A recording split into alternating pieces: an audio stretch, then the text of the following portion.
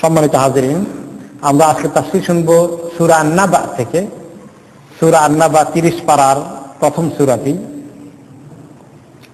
এই সূরার নামকরণ হচ্ছে সূরা আন-নাবা। এটা মাক্কি সূরা, মক্কায় অবতীর্ণ সূরা এবং এখানে রয়েছে প্রায় 40টির মতো আয়াত। এই সূরার নাম আন-নাবা হয়েছে এই জন্য দ্বিতীয় আয়াতের মধ্যে নাবার কথা রয়েছে। নাবা শব্দের অর্থ হচ্ছে খবর। নাবা মানে খবর, সংবাদ, নিউজ। কোন নিউজ সম্পর্কে? নিউজের কি আলোচনা এখানে? আনিন নাবাইল আযীম, অনেক বড় নিউজ। কিয়ামতের খবর আছে এখানে। তো কিয়ামতের থেকে আর কোনো বড় খবর আছে? কিয়ামত যখন হয়ে যাবে, কি যে একটা খবর এই জিনিস, এটা যে কি ঘটনা। নিউজগুলো তো ঘটনা নিয়ে আসে, তাই না? এখন মিশরে কিছু ঘটনা ঘটছে, এগুলো নিউজ দেখেন আপনারা।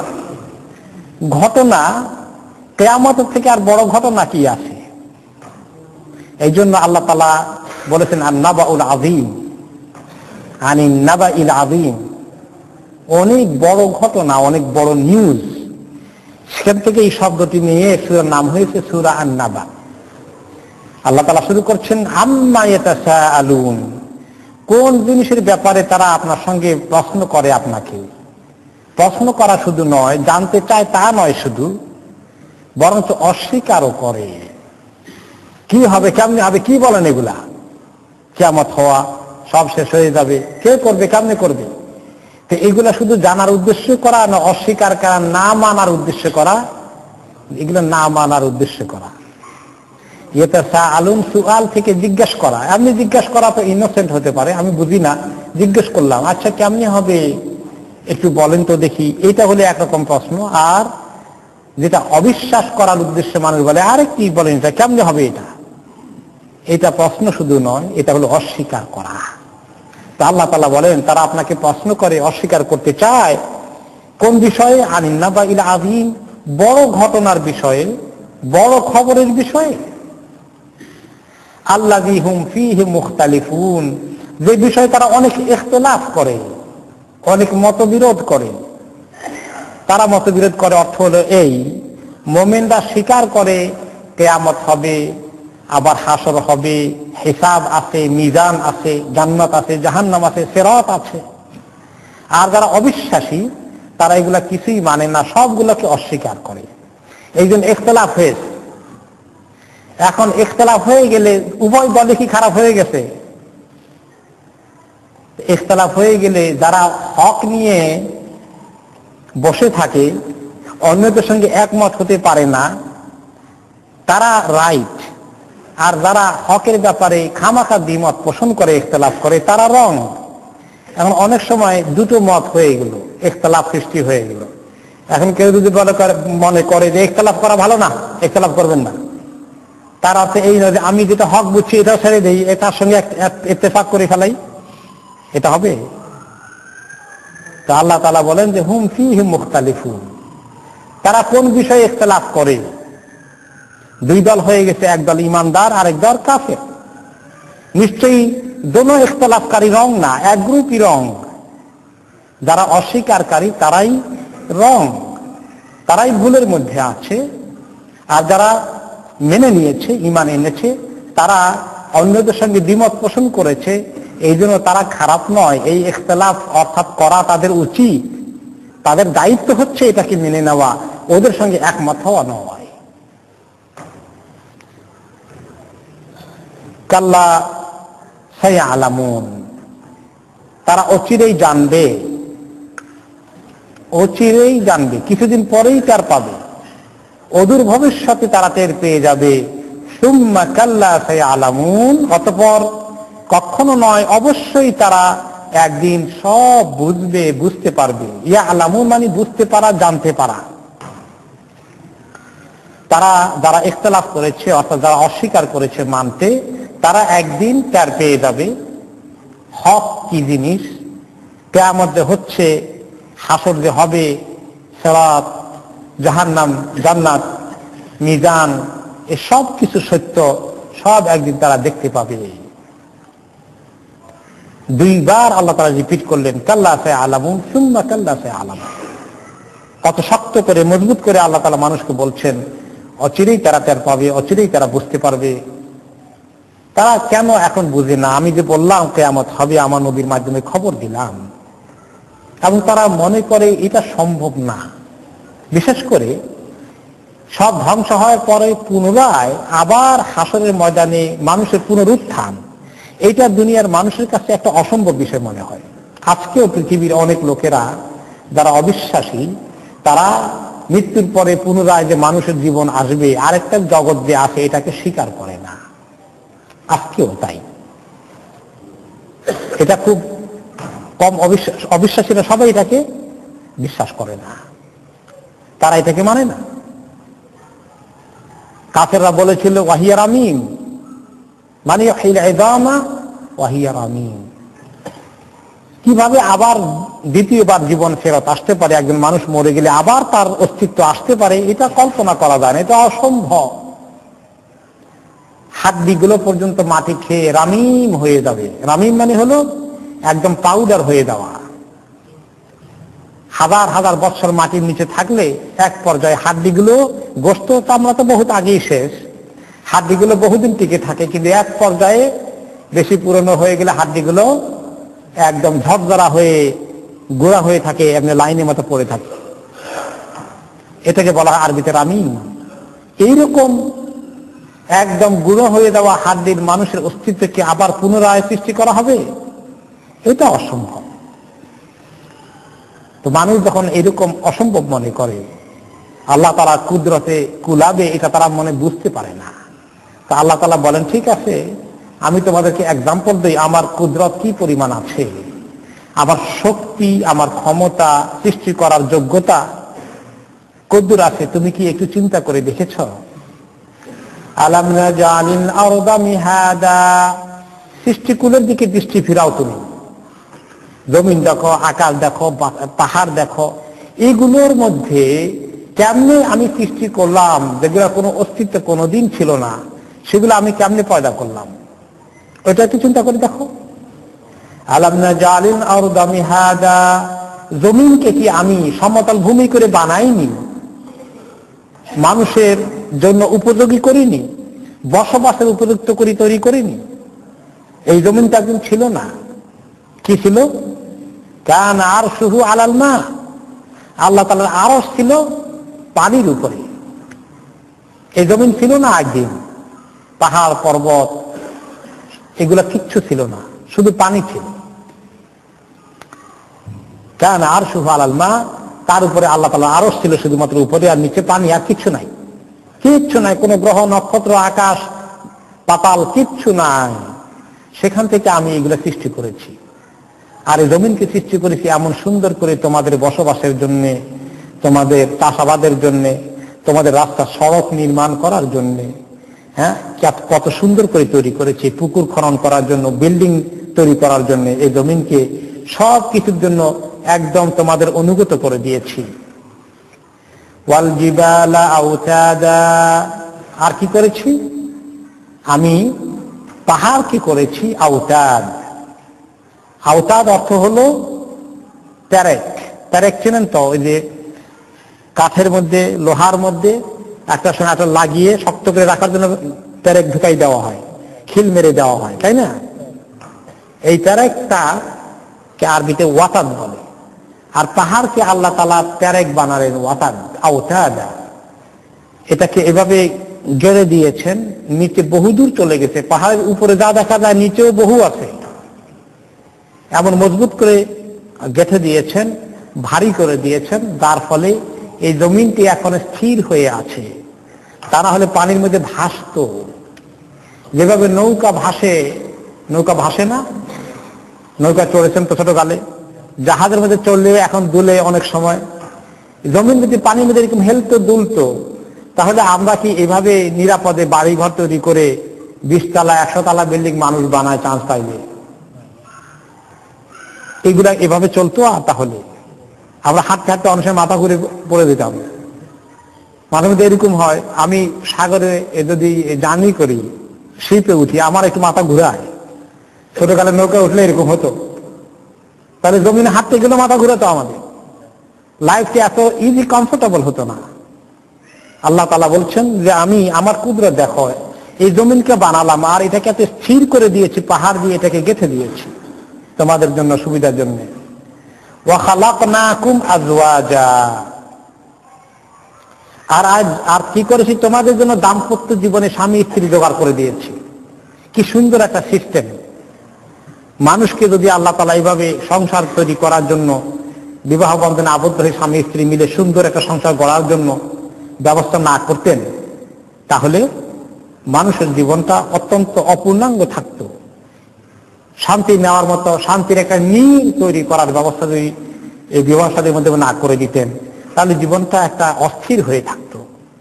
এই জীবনের মধ্যে আল্লাহ তাআলা শান্তির ব্যবস্থা করে দিয়েছেন। ওয়া খালাকনাকুম আজওয়াজা, তোমাদের জন্য দাম্পত্য জীবনের ব্যবস্থা করেছি। আর যাকারান ওয়া উনসা, নারী এবং পুরুষ করে তৈরি করেছি।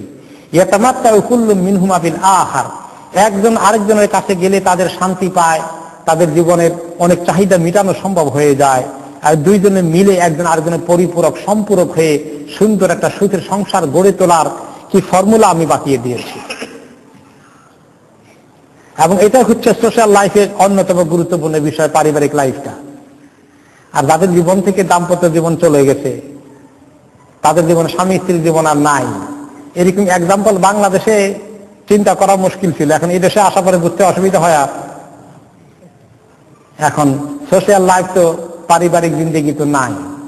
আর সেটা পাওয়ার জন্য মানুষ কি করে, পাবের মধ্যে যায়, যে সময় কাটায় কতক্ষণ, এরপরে গল্প করতে বাদ দেয়, উইকেন্ডে খুব জমে, এরপরে যায় কিছু হোক, কিন্তু শেষেতেও যখন ঘরে আসে আবার একলা করে, আর কেউ নাই।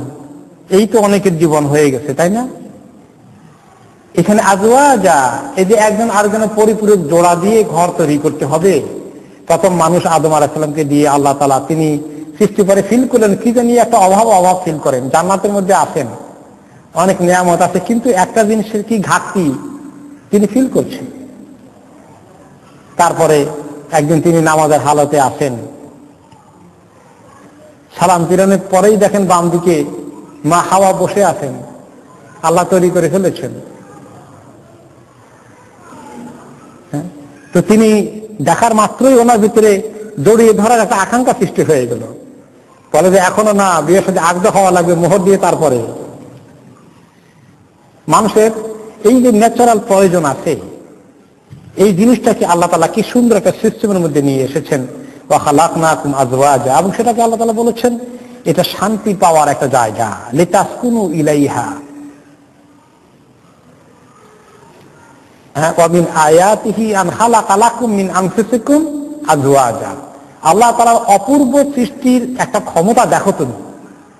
আল্লাহকে চেনার জন্য, পাওয়ার জন্য তোমার চিন্তা করার খোরাক পাবে তুমি, যে তোমাদের নিজেদের জন্য দাম্পত্য জীবনের ব্যবস্থা করেছেন। একটা মহিলার জন্য স্বামী কিভাবে হবে, তার কত দরকার, একটা পুরুষের জন্য স্ত্রী কত দরকার, এগুলো পরিপূর্ণ করার জন্য আল্লাহ তাআলা বিয়ের সাথে দাম্পত্য জীবনের এই সুন্দর ফর্মুলা দিয়েছেন। লিতাসকুনু ইলাইহা, যাতে করে স্ত্রীর কাছে গেলে তুমি শান্তি পাও। স্বামী স্ত্রীর কাছে গেলে শান্তি পাবে, স্ত্রীও স্বামীর কাছে আসলে শান্তি পাবে। একটা শান্তির উসিলা হচ্ছে বিয়ে শাদী। এবং ওয়াজআলা বাইনাকুম মাওয়াদ্দাতান ওয়া রাহমা, আর তোমাদের মধ্যে আল্লাহ তাআলা এই সম্পর্কটা শুধু একটা শারীরিক সম্পর্ক নয়, একটা চাহিদা মেটানোর সম্পর্ক শুধু নয়। বাইনাকুম মাওয়াদ্দাতান ওয়া রাহমা, তোমাদের মধ্যে একটা গভীর সম্পর্ক, একে অপরকে ভালোবেসে মায়া মমতা সৃষ্টি হয়ে এমন একটা মহব্বতের সম্পর্ক হওয়া,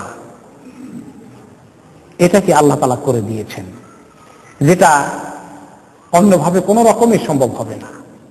অন্য তরিকা যারা ব্যবহার করে, মাওয়াদ্দাতান ওয়া রাহমা, একজন আরেকজনের জন্য এই যে মায়া মমতা, একজন আরেকজনের জন্য জান কোরবান করে দিবে, একজন আরেকজনের খেদমতে, আরেকজনকে তার স্বার্থ দেখার জন্য, তাকে হেল্প করার জন্য, তার প্রয়োজন পূরণ করার জন্য আরেকজন নিঃস্বার্থভাবে খাটতে থাকবে।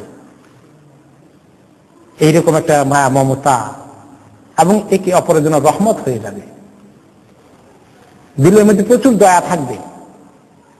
স্বামী চিন্তা করবে আমার স্ত্রী কোনখান দিয়ে কষ্ট হয়, তার জন্য কষ্ট না হয় সে এক পায়ে দাঁড়ানো থাকবে।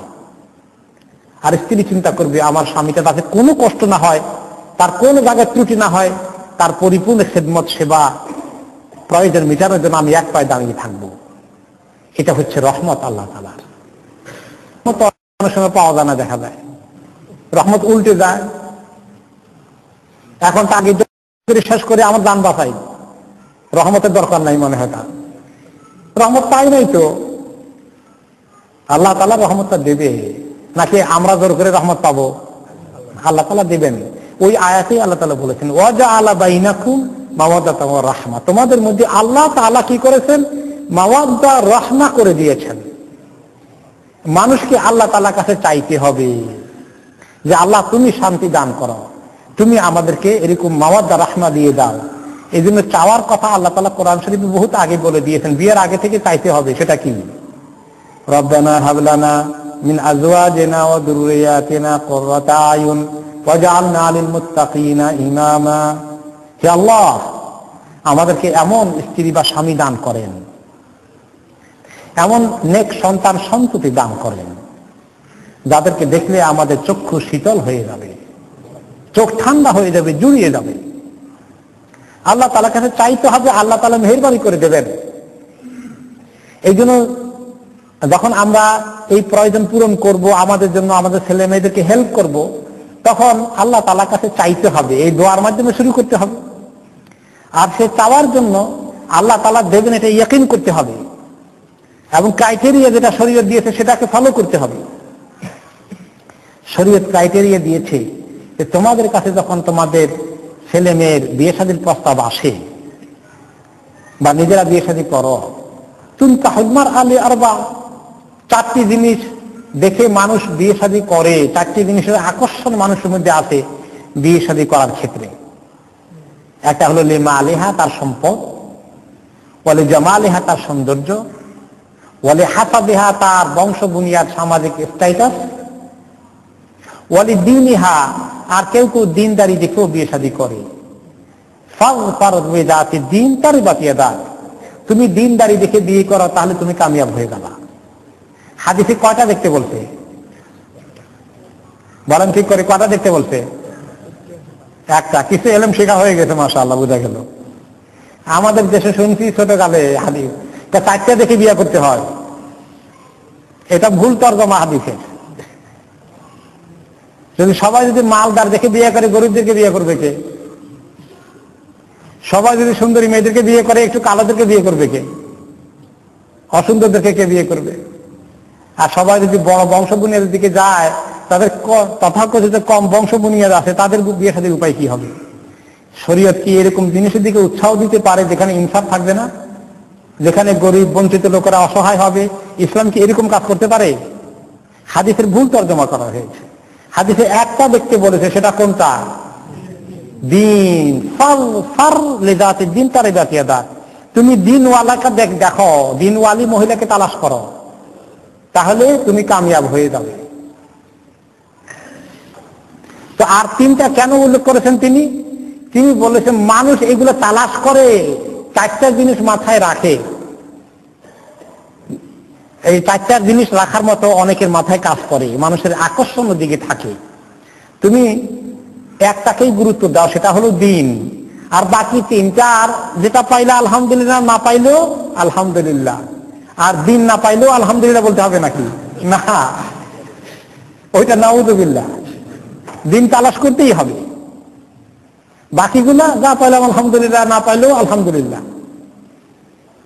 এখন মানুষ কি এই তিনটাকে বেশি গুরুত্ব দেয়? কেউ তো টাকা পয়সার লোভে বিয়ে করে,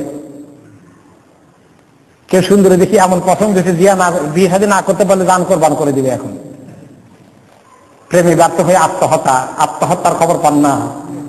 এই কত খবর পত্রিকা খুললে 2-4টা তো পাবেনি, ডেইলি 2-4টা ঘটে আমাদের দেশে, সারা পৃথিবীতেও ঘটে। আবার কেউ দাঁতে উঠার জন্য বড় লোকের দিকে দৃষ্টি দেয়। এখন তো হাদিসে 5 নম্বরটা বলে নাই বিদেশে যাওয়ার জন্য, এখনকার জামানা হাদিসের মধ্যে এটা যোগ করা যেত। তো এটা ফিট হয়ে যাবে ওই তিনটার মধ্যে কোনো এক জায়গায়। এটার সঙ্গে মালও আসতে পারে, এটার সঙ্গে সোশ্যাল স্ট্যাটাস আসতে পারে, এগুলো কিছু ঢুকে দিতে পারে। এই জন্য এইগুলো কিছু একটা দেখে ওইটার প্রতি আকর্ষণ সৃষ্টি হয়ে গেলে তাহলে ফাযফার লিযাতি দ্বীন, দিনওয়ালার দিকে তো আকর্ষণ হলো না, তাহলে মানুষ বড় ধরনের ক্ষতিগ্রস্ত হয়ে গেল। এবং এই কারণেই সামাজিক অনেক অশান্তি চলে আসবে, বিয়ে শাদীর মধ্যে অশান্তি আসবে। কারণ যে জিনিসটা দেখে আসলে বিয়ে শাদী করার কথা ছিল সেটা আসলটা কি লক্ষ্য করেনি, গুরুত্ব দেয়নি। এটা হলো মহিলাদের ক্ষেত্রে বলা হয়েছে। পুরুষদের ক্ষেত্রে কি বলা হয়েছে? পুরুষদের ক্ষেত্রে হাদিস হলো ইযা আতাকুম মান তারদাউনা দীনাহু খুলুকাহু ফাযাওয়িজুহু ফাইন লাম তাফআলু তাকুন ফিতনাতুন ফিল আরদি ওয়া ফাসাদুন আরীদ। তোমাদের কাছে যখন প্রস্তাব আসে তোমাদের মেয়ের ব্যাপারে,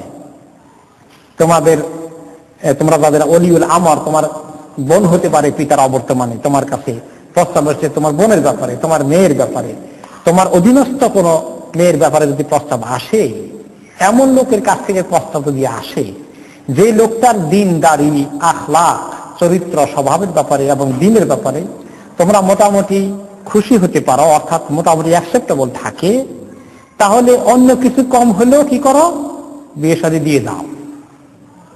তাহলে কি হবে? এইটা যদি না করো তাহলে সমাজের মধ্যে ফিতনা ফাসাদ ছড়িয়ে পড়বে। তাহলে ছেলে বাছাই করার ক্ষেত্রেও কোনটা দেওয়া হয়েছে?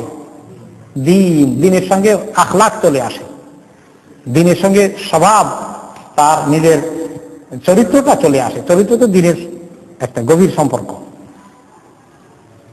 তাহলে উভয়ের ক্ষেত্রেই দিনকে গুরুত্ব দেওয়া হয়েছে। এখন এবার আসেন, আমরা দিনকে গুরুত্ব দেই কিনা বিয়ে শাদীর প্রস্তাব আসে? কিছু লোকে হয়তো দেয়, আর কিছু লোকে দেয় সামান্য একটু, আর বড় করে দেখে আরেকটাকে। জিজ্ঞাসা করে লেখাপড়া ডিগ্রি কতদূর আছে, আচ্ছা চাকরি কি করে, ঢাকা বা সিলেট শহরে বাড়ি আছে কিনা, এরপরে আরো অন্যান্য সুযোগ সুবিধা, অন্যান্য তার বস্তুগত উন্নতি কি আছে, এগুলো জিজ্ঞাসা করে। দিনদারির খবর খুব একটা রাখে না। উল্টা, হাদিসের উল্টা কাজ করছে আর আপনার সুখ শান্তি চাই। উল্টা কাজ করলে হাদিসের সুখ শান্তি হবে? হবে না।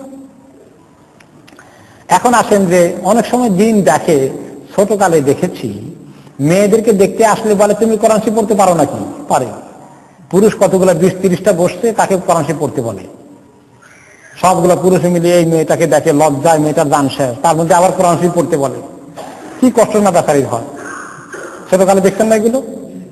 আচ্ছা, এতজনে বাপ, চাচা, দাদা, 14 গোষ্ঠী সবাই মিলে মেয়েকে এভাবে দেখা, এইটা ইসলামে কোথায় পাওয়া গেল? হাদিসে কাকে দেখতে বলছে? যে ছেলে যে বিয়ে করবে তাকে দেখতে বলছে। এক সাহাবী বললেন, ইয়া রাসূলুল্লাহ, আমার তো ওই আনসারী এক মেয়ের সঙ্গে বিয়ে ঠিক হয়ে গেছে। তখন তিনি বলেন, তুমি দেখছো? অবরে তা তো দেখিতে কি নাই। তিনি বলছে, একটু দেখে নাও, কারণ মদিনার মেয়েদের কারো কারো চোখ একটু টেরা হয়, আনসারীদের মেয়ের, একটু দেখে নাও। পরে দেখি, দেখার পরে যদি চোখটা একটু টেরা, তাহলে তো সমস্যা হয়ে গেল। আগেই দেখে নাও বাবা তোমার ঠিক আছে কিনা। এবং তিনি বললেন যে দেখে বিয়ে শাদী পছন্দ করে করলে এইটা তোমাদের সম্পর্কটা আর একটু দীর্ঘস্থায়ী হবে, দেখে নাও একটু। তার দেখাটা সুন্নত। আরেকদিন বলছিলাম, এক মুরব্বী তার মেয়ের ব্যাপারে বিয়ে শাদী ঠিক করছেন, আমি একটু হেল্প করতেছিলাম। যাই হোক, এখন তো দেখতে যাওয়ার কথাবার্তা আছে। তো মুরব্বী দুনিয়া থেকে চলে গেছেন। উনি খুব সরল মানুষ ছিলেন, আল্লাহ তাআলা ওনাকে মাফ করে দিন, জান্নাতুল ফেরদাউস নসিব করুন। তো উনি দেখে টেকে আসছেন। তো আমাকে বলে যে হ্যাঁ দেখে টেকে আসি, সব পছন্দ হয়ে গেছে, আপনি একটু মেসেজ দিয়ে দেন যে গো আহেড। তাহলে কে কে দেখছেন? আমি দেখছি, আমার ছোট ছেলে দেখছি, আর কে কে দেখছি? আমি তাকে বিয়ে করাবো সে দেখছি, না তার দেখা লাগবে না। তাই করে আপনি আমার ছেলেদেরকে চিনেন না, তো আমি যা কমু তাই। তো ছেলের দেখা লাগবে না, ওনার দেখার দরকার কি ছিল? ওনার আরেক ছেলে দেখার দরকার কি ছিল? সেটা আমি বললাম যে মুরব্বী, আপনার সঙ্গে আমার বোন বেতন না, আপনার তখনই আপনি থাকে না, আমি আর আগাইতে পারবো না। এই হলো আমাদের অবস্থা। মানে ইসলাম যা বলবে তার উল্টাটা আমরা চলা মনে হয় সিদ্ধান্ত নিয়ে ফেলেছি। এত লোক মিলে দেখার তো কোনো দরকার নেই। দরকার নেই যে ছেলে দেখবে, হ্যাঁ যদি মেয়েরা একটু দেখে থাকে অনেক সময় দেখলে সুবিধা হয়, কিন্তু অনেক সময় মহিলারা দেখলে তারা খালি দোষ তালাশ করে ফেরত আসে। এই আরেক সমস্যা। ভালো গুণ কি আছে এগুলো একটাও দেখে না, খালি লিস্ট নিয়ে আসে যে এরকম আছে, এই দোষ আছে, সেই দোষ আছে। এটা আবার আরেক সমস্যা। এই জন্য মহিলারা দেখতে পারে, তবে একটু পজিটিভ মাইন্ড নিয়ে দেখা ভালো। কিন্তু ছেলেকে দেখানো মিস করা ঠিক নয়। ছেলে মেয়েকে দেখবে এবং যে মেয়ের বিয়ে হবে সে মেয়েও ছেলেকে দেখবে, উভয়ের অধিকার আছে, ইসলাম উভয়কে অধিকার দিয়েছে। এই জন্য তাদের দেখার সাথে ব্যবস্থা করা দরকার। যাই হোক, তো দেখতে গেলে যে প্রসঙ্গে কথা আসছিল, এই যে কোরআন শরীফ পড়া, এত পড়া শুনে মহিলাদের, আমার যে একটা ছোটকালে দেখছি আমি, এত খারাপ লাগছে যে এত ছোট্ট একটা মেয়ে, আমাদের দেশে তো আলী বিয়ে শাদী হতো, এত মুরব্বীরা বসে এত শরমের মধ্যে তাকে এত কষ্ট দিচ্ছে কোরআন শরীফ পড়া শুনে। এগুলা কিছু কিছু আমাদের দেশে আছে। কোরআন শরীফ পড়াশোনাটা ভালো, সেক্ষেত্রে যে ছেলে দেখবে সেই ছেলে যদি বলে একটু কোরআন শরীফ পড়া শুনবো, অথবা মহিলারা শুনে, অথবা খবর নাই কতটুকু পড়েছে, এটা ঠিক আছে, কিন্তু মহিলারা মিলে এইভাবে দেখা ঠিক না। যাই হোক, তবুও কোরআন শরীফ পড়ার খবর নিচ্ছে, ভালো খবর। এখন কোন জায়গায় দেখছেন যে ছেলেকে দেখতে গিয়ে বলে একটু কোরআন শরীফ পড়া তো দেখি? এই কামটা আমি জীবনে দেখিনি। মেয়েদের কোরআন শরীফ পড়া শুনতে হবে, আর ছেলেদের তো শোনা দরকার নাই। দেখছেন শুধু একদিকে তালাশ করে দিনের কিছু, যদিও সেটার মধ্যে আবার উল্টাপাল্টা আছে, কিন্তু ছেলেদের থেকে শোনার কোনো চিন্তা নেই। সাহাবীরা যখন নিজের জন্য নিজের মেয়ের প্রস্তাব আসতো, ছেলের ব্যাপারে জিজ্ঞেস করতেন, বাবা তুমি সূরা কয়টা মুখস্থ করেছ? কোরআন শরীফের ইন্টারভিউ নিতেন। ডিগ্রি কি আছে ওইটা না, দ্বীনের ইলম কি আছে। কোরআন শরীফ মুখস্থ মানি তখনকার জমানায় এটা ছিল ইলমের ক্রাইটেরিয়া। কোরআন জানা মানে ইলম শিখা, কি তার দ্বীনি ইলম আছে এটা পরীক্ষা তারা করতেন। দ্বীন কদ্দুর আছে তারা শিওর হতেন, তারপরে বিয়ের সাথে প্রস্তাব দিতেন। তার ইনকাম কি, এগুলো ভেরি সেকেন্ডারি ছিল। এই জন্য ওমর ইবনে খাত্তাব রাদিয়াল্লাহু আনহু যখন পেলেন রাতের অন্ধকারে যে মেয়ে ছাগল দোহানোর পরে মা বললো যে মা দুধটা একটু কম হয়ে গেছে, একটু পানি মিশিয়ে দাও, তা না হলে তো আমাদের আজকে সুবিধা হবে না, পরিমাণ কম হয়ে গেছে। তখন তিনি দেবু কামনে, একজন তো আমাদেরকে দেখে, কে দেখে? কেউ নাই, রাতের অন্ধকারে কেউ দেখবে না, চট করে একটু দিয়ে দাও। তখন মেয়ে বললো যে মা, কেউ কোনো মানুষ না দেখলো আল্লাহ তো দেখেন, অন্তর্যামী, তিনি দেখছেন। আর ওই সময় ওমর রাদিয়াল্লাহু আনহু রাতে ঘোরাঘুরি করেন, ঘুমান না। কেন ঘোরাঘুরি করেন? প্রজাদের মানুষের কি হালত আছে, কে কষ্টে আছে না কে সুখী আছে, কত ঘটনা ওনার আছে। এই ছিল মুসলিম শাসকদের অবস্থা। আর আজকে মুসলিম শাসকরা কি করে? মানুষের পকেট থেকে জোর করে সারা দুনিয়ার রাষ্ট্র সমস্ত সম্পত্তি দখল করে লুটেরাদেরকে নিয়ে ভাগ করে দেশের 14 গোষ্ঠী উদ্ধার করে। তো যাই হোক, ওমর রাদিয়াল্লাহু আনহু যখন ওই মুহূর্তে তিনি তাদের বাড়ি ক্রস করতেছিলেন, আর মা মেয়ের কথা শুনলেন, আওয়াজটা কানে আসলো, মনোযোগ দিয়ে শুনলেন। মেয়ে বলে পানি দিবে না, মা বলছে পানি দিতে। আর মেয়ের কথা শেষ পর্যন্ত মা লজ্জিত হয়ে তার ভিতরে বুঝে এসে গেছে, আর পানি দেয় না। মা তুমি ঠিকই বলেছো, পানি দিও না। তাহলে মেয়ে এত বুদ্ধিমান, এত দিনদার, মাকে একটা গুনার কাছ থেকে বাঁচাই দিল। নিশ্চয়ই ভালো মেয়ে হবে, এই মেয়েকে মিস করা যাবে না। বাড়ির মধ্যে চিহ্ন দিয়ে গেলেন একটা। পরের দিন খবর নিলেন যে এদিন যে মেয়েটা আছে তার বয়স কত, খবর নিয়ে আসো। মেয়ে বিবাহের উপযুক্ত বয়স আছে, নিজের ছেলের জন্য এই মেয়েকে ঠিক করে ফেললেন প্রস্তাব দিয়ে। তিনি খলিফা, তিনি চাইলে কার মেয়ে নিতে পারবেন না বলেন তো দেখি? আর কেমন খলিফা? রাসূলুল্লাহ সাল্লাল্লাহু আলাইহি ওয়াসাল্লামের অত্যন্ত ঘনিষ্ঠ, যার ব্যাপারে তিনি বলেছেন আমার পরে নবী হলে কে হতো? ওমর হতেন। তিনি কত উঁচু মানের সাহাবীদের ঘরে প্রপোজাল দিতে পারবেন তার ছেলের জন্য, কিন্তু ঠিক করলেন কার? ওই গরিবের ঘরের যে দুধ বিক্রি করে জীবন নির্বাহ করে তাদের মেয়েটাকে পছন্দ করেছেন, দিন আছে তাদের মধ্যে। এই জন্য আল্লাহ তাআলা তাদেরকে শান্তি দিয়েছেন, মাওয়াদ্দাতুম ওয়া রাহমা তারা পেয়ে গেছে। আর সে ওই মেয়েকে তার ছেলের সঙ্গে বিয়ে শাদী দিয়ে তারই নাতি এক পর্যায়ে হয়ে গেছেন উম্মতের জন্য ইমাম, আর তিনি হচ্ছেন ওমর ইবনে আব্দুল আজিজ, পঞ্চম খলিফা, ওই মেয়ের ঘরের নাতি। এই জন্য দিনদারের এত ফায়দা, এত বরকত আছে। এই জন্য আমি একটা কিতাব পড়তেছিলাম, তো সেখানে স্কলার লিখেছেন যে তুমি যখন বিয়ে শাদী করবে মনে রেখো, তুমি শুধু তোমার বউ বাছাই করো না, খালি একটা বউ দেখো না, কি দেখো? তোমার সন্তানের মা দেখতেছ, তোমার সন্তানের জন্য কেমন মা হওয়া দরকার এটা তুমি সিদ্ধান্ত নিচ্ছ। তোমার নাতি নাতিনের জন্য কেমন, কত ভালো দাবি নানি বাছাই করবা সেই সুযোগ গ্রহণ করছো। এখন কেউ যদি খালি সৌন্দর্য একটু দেখি পাগল হয়ে যায়, আর বাকি দিনদারির খবর নাই, এটা দেখেই বিয়ে করে ফেলছে আর দিনদারি মিস করে ফেলেছে, তাহলে ছেলে সন্তান ক্ষতিগ্রস্ত হবে কিনা? ক্ষতিগ্রস্ত হয়ে যাবে। দিনদারি নাই, নাতি নাতিনরাও ক্ষতিগ্রস্ত হয়ে যাবে, কারণ তাদের দাদি বা নানি ভালো কোয়ালিটির পড়েনি। এই জন্য যদি সুন্দর কমও হয়, দিনদারি থাকে, তাহলে কোনো ছেলে মেয়ে বলবে আমার মাটা দেখতে তেমন সুন্দর লাগে না, এরকম বলে না কি কেউ? মাকে সবাই আদর করে, মায়ের গুণ তাদের ভিতরে প্রভাব বিস্তার করে। মার সৌন্দর্য বেশি না কমে এটা তাদের বিচার্যের বিষয় নয়। এই জন্য বুদ্ধি খরচ করে বিয়ে শাদী করতে হবে, দিনকে দেখতে হবে। যেমন মায়ের ক্ষেত্রে তেমন বাবার ক্ষেত্রেও। একটা মহিলা যখন তার স্বামী বাছাই করবে, তার বেতন কত, চাকরি কত বড়, এটাই তার আকর্ষণ থাকবে শুধু। তার দিনই স্ট্যাটাস কি আছে, এলেম কি আছে, আমল কিরকম আছে, আখলাক কিরকম, এগুলো দেখা। আমাদের কাছে যখন আমাদের মেয়েদের প্রস্তাব আসবে, আমরা দেখবো দিনদারি কিরকম আছে, তাকওয়া পরহেজগারি, আখলাক কিরকম আছে, এটা দেখতে হবে 1 নম্বর। বাকিগুলো সব 2-3 নম্বরে চলে যাবে। উভয়ের ক্ষেত্রে একই বিষয়। আর মেয়েদের ব্যাপারে বলা হচ্ছে না যে তোমরা যখন বিয়ে করবা, বলা হচ্ছে তোমাদের মেয়েদের বিয়ের প্রস্তাব যখন আসবে। এখানে আরেকটা জিনিস সুন্নত শিখা গেল হাদিসের মধ্যে, মেয়েদের বিয়ের প্রস্তাব মেয়ের কাছে সরাসরি দিবে না মেয়ে গার্ডিয়ানের কাছে দিবে? গার্ডিয়ানের কাছে দিবে। এখানে আরেকটা আদব শিখলাম, খেতবা যেটাকে বলা হয়, বিয়ের প্রস্তাব যদি আসে সরাসরি মেয়ের কাছে না দিয়ে কার কাছে দেবে? গার্ডিয়ানের কাছে। পিতার বর্তমান থাকলে পিতা, তা না হলে যে বড় ভাই আছে বড় ভাই, তা না হলে চাচা, তা না হলে মামা, এইভাবে প্রস্তাব দিতে হবে। সরাসরি প্রস্তাব দিতে গেলে সমস্যা আছে, প্রস্তাব দিয়ে নিজেরা অনেক দূর এগিয়ে যাবে। তার মা বাবার কাছে গিয়ে যদি বলে নাও, তখন এক মুশকিল। এই জন্য এইভাবে প্রস্তাব দিতে বলা হচ্ছে গার্ডিয়ানের কাছে। যাই হোক, আমরা সেখান থেকে যে শিখলাম যে ওয়াজআলনা ওয়া খালাকনাকুম আজওয়াজা, তোমাদেরকে দাম্পত্য জীবনের এই যে নিয়ামত দিয়েছি, এই নিয়ামতটা পেতে হলে কি করতে হবে? আল্লাহ তাআলা যে ফর্মুলা দিয়েছেন শরীয়তের, সেগুলোকে সকল জায়গায় কোরআন হাদিসকে অনুসরণ করলে দাম্পত্য জীবনে আল্লাহ তাআলা আমাদেরকে সুখ শান্তি দান করবেন। দিনকে অগ্রাধিকার দিতে হবে।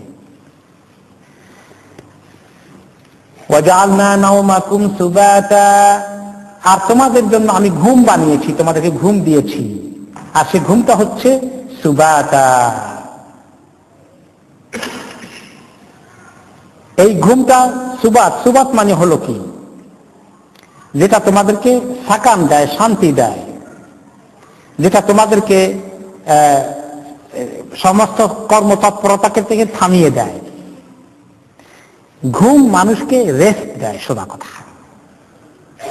আর কোন দৌড়াদৌড়ি কর্মতৎপরতা ব্যস্ততা মানুষের থাকে না। কাতান লিল হারাকা লিতাহসিলার রাহা মিন কাসরাতিত তিরদাদ, দিনের ব্যস্ততায় মানুষ টায়ার্ড হয়ে যায়, কর্মক্লান্ত হয়ে পড়ে মানুষ, তার রেস্টের দরকার। আর রেস্টের জন্য আল্লাহ তাআলা একটা ব্যবস্থা করেছেন, সেটা হচ্ছে ঘুম। মানুষ ঘুমালে রেস্ট হয়ে যায় কিনা? রেস্ট হয়ে যায়। আর ঘুমাতে না পারলে কি কষ্ট হয়, রেস্ট নাই, কালকে পরের দিন আবার কাজ করা, দৌড়াদৌড়ি করা কষ্ট হয়ে যাবে, অসম্ভব কষ্ট হয়ে যাবে। এই জন্য মানুষকে 24 ঘন্টার ভিতরে অবশ্যই একটা সময় বরাদ্দ করে তাকে ঘুম নিতে হবে, ঘুমের জন্য ব্যবস্থা করতে হবে। সুবাতা মানে রেস্ট, এবং কর্মতৎপরতাকে বন্ধ করে রেস্ট নেওয়া। আর ওয়াজআলনা লাইলা লিবাসা, আর এই রেস্টের জন্য রাতটাকে আমি করেছি লিবাস। রাত তোমাদের জন্য লেবাস বানিয়েছি। লেবাস মানে তো পোশাক। তো রাতটা পোশাক হলো কেমনে? পোশাক অর্থ হলো যেটা ঢেকে রাখে। তো রাতের আলো সব ঢাকা হয়ে যায়, মানে কিছু দেখা যায় না। আর দেখা না গেলেই ঘুমাতে সুবিধা, এই জন্য আমরা লাইট অফ করে ঘুমাই, যাতে করে কিছু দেখা না যায়। অন্ধকার না হলে ঘুমের মজা হয় না। এই জন্য আল্লাহ তাআলা বলেন রাতকে অন্ধকার করেছি, লেবাসের মতো করে অন্ধকার ঢেকে দিয়েছি সব। অন্য আয়াতে আল্লাহ তাআলা বলেছেন ওয়াল্লাইলি ইযা ইয়াগশাহা, রাত যখন অন্ধকার দিয়ে ঢেকে ফেলে। আর লেবাসের আরেকটি অর্থ হচ্ছে সাকান, শান্তি। এই সাকান লিবুয়ুতিহিম সাকানা, কোরআনে পাকে বলা হচ্ছে যে তাদের ঘরগুলাকে সাকান বানিয়েছেন আল্লাহ তাআলা। এই সাকান শব্দটা খুব চিন্তা। শুধু বাইত হলে বাড়ি, হাউস, আর সাকান হলে বর্তমান জমানায় আরবিতে সাকান মানে বাসস্থান। কারণ আমরা যখন হোস্টেলে ছিলাম, আরব দেশে লেখাপড়া করেছি, সাকানুত্তোল্লাব ছাত্রদের হল, থাকার জায়গা। সাকান কিন্তু অরিজিনালি সুকুন থেকে আসছে, সাকিনা থেকে আসছে। আর সুকুন বুঝুন তো, সুকুন যখন বলা হয় আলিফ বা তা মানে ফাথা দম্মা কাসরা জের জবর পেশ, আরেকটার নাম হচ্ছে কি সুকুন বা জাজম। সুকুন মানে নড়াচড়া নাই, আ উ ই কিছু হবে না, থেমে যাওয়া লাগবে। যেখানে হরকত নাই তার নাম হলো সুকুন। আর তো রাত্রেবেলায় আমরা সুকুন করি, ঘরের মধ্যে হরকত না করে ঘুমিয়ে পড়বো, এই হলো সুকুন। যার নড়াচড়া নাই, ঘুম, শুয়ে যাওয়া। শুয়ে শুয়ে কি এক্সারসাইজ করলে তা শোয়া হলো না, একদম সব ছেড়ে দিয়ে শুয়ে থাকা, এলো সাকান। আর আরেকটা সাকান সাকিনা থেকে এসেছে। সাকিনা মানে শান্তি। সাকিনা অর্থ শান্তি। ওই যে একটা হাদিস আছে না, যে যখন কোন লোকদল কোন এক আল্লাহর ঘরে একত্রিত হয়, ইয়াতাদারাসুনা কিতাবাল্লাহ, কিছু লোক যখন কোন মসজিদে জমায়েত হয়ে আল্লাহর কিতাব পড়ে, আল্লাহর কিতাবের পড়াশোনা করে। এখন আমরা আল্লাহর কিতাবের পড়াশোনা করছি না, আলহামদুলিল্লাহ, আল্লাহ তাআলার নিয়ামত। যখন এরকম আল্লাহর কিতাব নিয়ে বসে, হালাকা বন্দী হয়ে সবাই মিলে গোল হয়ে বসে, শুনে মনোযোগ দিয়ে আলোচনা করা হয়, শোনা হয়, ইল্লা নাযালাত আলাইহিমুস সাকিনা, আল্লাহর পক্ষ থেকে তাদের উপরে শান্তি নাযিল হয়ে যায়। যারা দুশ্চিন্তায় থাকেন, তাফসীর মাহফিলে চলে আসবেন, আল্লাহ দুশ্চিন্তা দূর করে দেবেন ইনশাআল্লাহ। আর আল্লাহ তাআলা গাশিয়াতুমুর রাহমা, আল্লাহর রহমত তাদের উপরে তাদেরকে ঢেকে ফেলে। ফেরেশতারা তাদের এই সুন্দর দৃশ্য দেখার জন্য জমায়েত হয়ে যায়, হাজির হওয়ার জন্য, সাক্ষী হওয়ার জন্য, তাদের আমলনামা লেখার জন্য নেককার ফেরেশতারা জমা হয়ে যায় চতুর্দিক থেকে। আর আল্লাহ তাআলা তাদের কথা আরশে আজিমে আলোচনা করেন। তার কাছের ফেরেশতাদের সঙ্গে গর্ব ভরে বলেন, দেখো আমার বান্দারা দুনিয়া সব ব্যস্ততা ছেড়ে দিয়ে কোরআনের কথা শোনার জন্য মনোযোগ দিয়ে বসে আছে। সাকিনা নাজিল হয়ে যায়। তাহলে বাড়ি ঘরকে এই সাকিনা থেকে সাকান এসেছে। সাকান কথাটা অনেক অর্থবহ। আল্লাহ তাআলা শান্তির নীড় বানিয়েছেন মানুষের বাসস্থানকে। এটাও কিন্তু আল্লাহ তাআলার আজীব কুদরতের লক্ষণ, যে তোমাদের ঘরগুলোকে সাকান বানিয়েছি আমি, তোমাদের শান্তির আবাস বানিয়েছি। আমি এক্সাম্পল দিয়েছি মাঝে মধ্যে, আপনি যদি সফরে থাকেন, খুব ভালো থাকার ব্যবস্থাও থাকে, আপনি যদি 5 স্টার হোটেলেও থাকেন, কয়েকদিন থাকা লাগে বাড়িঘর থেকে, দেখবেন এত আরামের বিছানার মধ্যেও, এত আরাম আয়েশের খাওয়া দাওয়ার মধ্যেও কোনো কাজকর্ম করা লাগবে না, সব রেডি। তারপরেও দেখবেন যে ঘুম ঠিক মতো হয় না, খালি কেমন কেমন লাগে, কবে বাড়িতে আসবেন।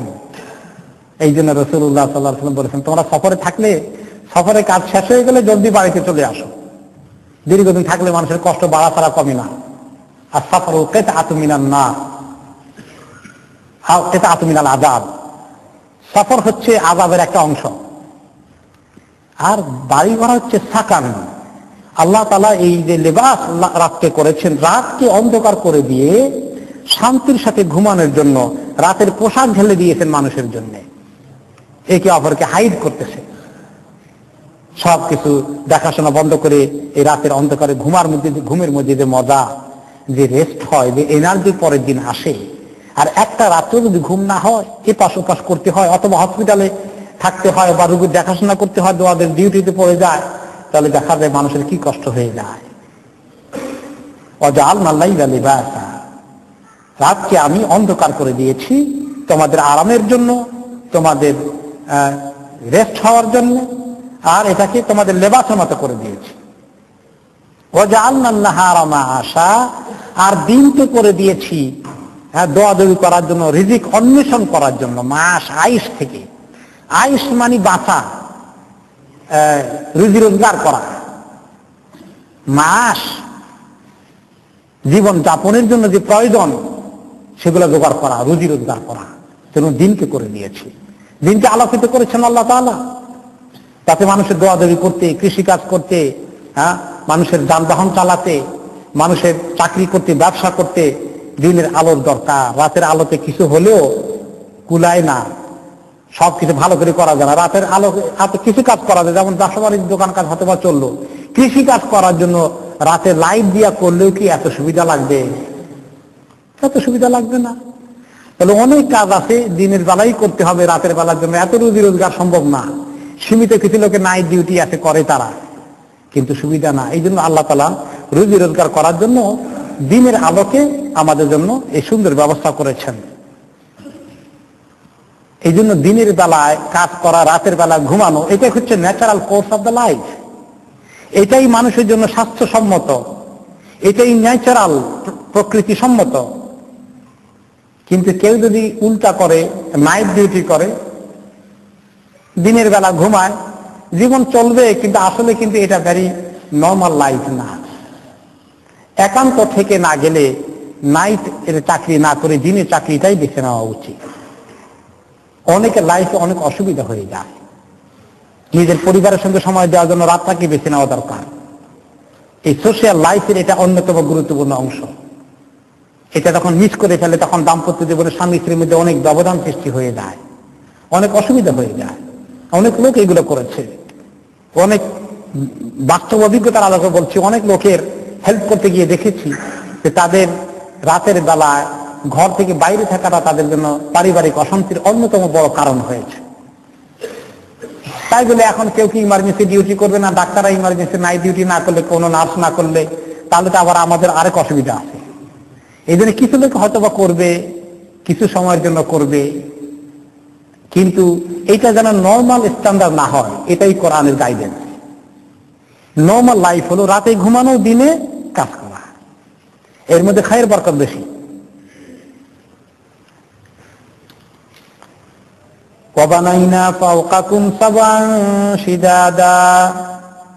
আর তোমাদের উপরে 7টা জিনিস বানিয়ে রেখেছি, 7 শক্ত 7টা জিনিস। এই 7টা হচ্ছে আসমাওয়াতু সাবআ, 7 আসমান আল্লাহ তাআলা বানিয়েছেন। আমরা তো একটা দেখি অনেক দূরের থেকে, এরকম 7টা আসমান আছে এবং অত্যন্ত শক্তিশালী। শিদাদা, কত শক্তিশালী! এত বড় একটা আকাশ, কয়টা পিলার আছে? মাঝখানে কয়টা পিলার আছে? একটা পিলারও নাই, কিসের করে দাঁড়িয়ে আছে? আল্লাহ তাআলা বললেন বেগাইরি আমাদিন তারাউনাহা, এই যে এত বড় আকাশ, আকাশের ছাদ সামিয়ানা তোমাদের মাথার উপরে আছে, একটা খুঁটিও তো নাই, একটা খুঁটিও নাই। বেগাইরি আমাদিন, শিদাদ, এত শক্তিশালী আল্লাহ সৃষ্টিকর্তা, তিনি যদি এগুলো সৃষ্টি করতে পারেন, তিনি কি আবার দুনিয়া জীবনের শেষে হাসরের ময়দানে তোমাদেরকে পুনরায় সৃষ্টি করতে পারবেন না? সেই কথার বোঝানোর জন্য আল্লাহ তাআলা নিজের সৃষ্টির কুদরত মানুষকে দেখাচ্ছেন। ওয়াজআলনা সিরাজান ওয়াহাজা, আর কি করেছি তোমাদের জন্য? সিরাজ বানিয়েছে। সিরাজ মানে হলো আলো, বাতি। ওয়াহাজা, যেটা মানে অত্যন্ত বেশি আলো প্রদান করে, খুব বেশি আলোতে প্রজ্বলিত হয়ে আছে, এমন একটা বাতি যেটার পাওয়ার খুব হাই, এটা নাম হচ্ছে সিরাজাও ওয়াহাজা। কিভাবে? আশ-শামসুল মুনীরা, এত আলোকিত একটা সূর্য, আলা জামিল আলাম, প্রতি মানে সারা বিশ্বের সকল সৃষ্টির মধ্যে এই সূর্যের আলো পৌঁছে যায়। যত মাখলুক আছে, যত মানুষ আছে, যত আলামিন আছে, সবাই এক সূর্যের আলো পেয়ে ধন্য হয়ে যায়। একটি মাত্র সূর্য, একটি মাত্র বাতি সারা দুনিয়াকে আলোকিত করছে। তাহলে এটা অনেক পাওয়ারফুল। আবার যদি বেশি পাওয়ার থাকে, যেমন এই যে বাতিটা আছে, একটু বেশি পাওয়ারফুল নর্মাল বাতির থেকে, এটার কাছে আপনি যান, একটু বেশি কাছে গেলে দেখবেন যে জ্বলে যাচ্ছে মনে হবে না, বেশি কাছে যেতে পারবেন না। এই জন্য এটাকে দূরে রাখতে। আবার বেশি দূরে নিয়ে গেলে আবার পাওয়ার এখানে পৌঁছবে না, আলো এখানে পৌঁছবে না, তাই না? কিন্তু আল্লাহ তাআলা এমন সূর্য বানিয়েছেন, এত দূরে রাখছেন, কাছে আনলে তো মানুষ পুড়ে যাবে। এত দূরে নিয়ে গেছেন, কিন্তু মানুষ আলো পেয়ে যাচ্ছে। এত দূরের থেকে তার এত পাওয়ার, এখানে আলো আসে। আবার এরকম না যে আলোর কারণে সব জ্বলে পুড়ে ছাই হয়ে গেল, এরকম কি মানুষ তৈরি করতে পারবে? যে এত পাওয়ারফুল আলো, সেই আলো মিস করলে যেমন ক্ষতি, আবার সেই ডাইরেক্ট হিট দিলেও আবার ক্ষতি, এরকম করে করেন নাই আল্লাহ তাআলা। এত বড় পাওয়ারফুল একটা বাতি করেছেন, সেভাবে এত দূর থেকে এটাকে কন্ট্রোল করছেন। কত বড় সেটা প্রজ্বলিত, এই পৃথিবীর থেকে সেটা অনেক বড়, এই দুনিয়ার থেকে অনেক বড়। সেটা কত লক্ষ গুণ বড়? 13 লক্ষ গুণ বড়। 1 গুণ 2 গুণ বড় না, এই সারা দুনিয়া থেকে 13 লক্ষ গুণ বড়। এত বড় সূর্যকে আল্লাহ ধরে রাখছেন, সে কবে সৃষ্টি করেছেন এখনো পর্যন্ত আছে। এটা কি আল্লাহ তাআলার ক্ষমতার অপূর্ব নিদর্শন নয় যে আল্লাহ কি করতে না পারেন? সিরাজুম হাজা, শুধু আলো নয়, এর মধ্যে অনেক কিছু আছে। অনেক বীজাণু দূর করে পৃথিবীর। সূর্যের আলো পড়ার কারণে পৃথিবীর মধ্যে অনেক জার্ম সৃষ্টি হয়ে যায়, বিষাক্ত জীবাণু আছে, এগুলো সব দূর হয়ে যায় সূর্যের আলোর কারণে। সূর্যের আলো না থাকলে সারা পৃথিবী বিষাক্ত হয়ে যেত, মানুষ বসবাস করার উপযুক্ত থাকতো না এই জমিন। সূর্যের আলো সব সাফ করে দিচ্ছে।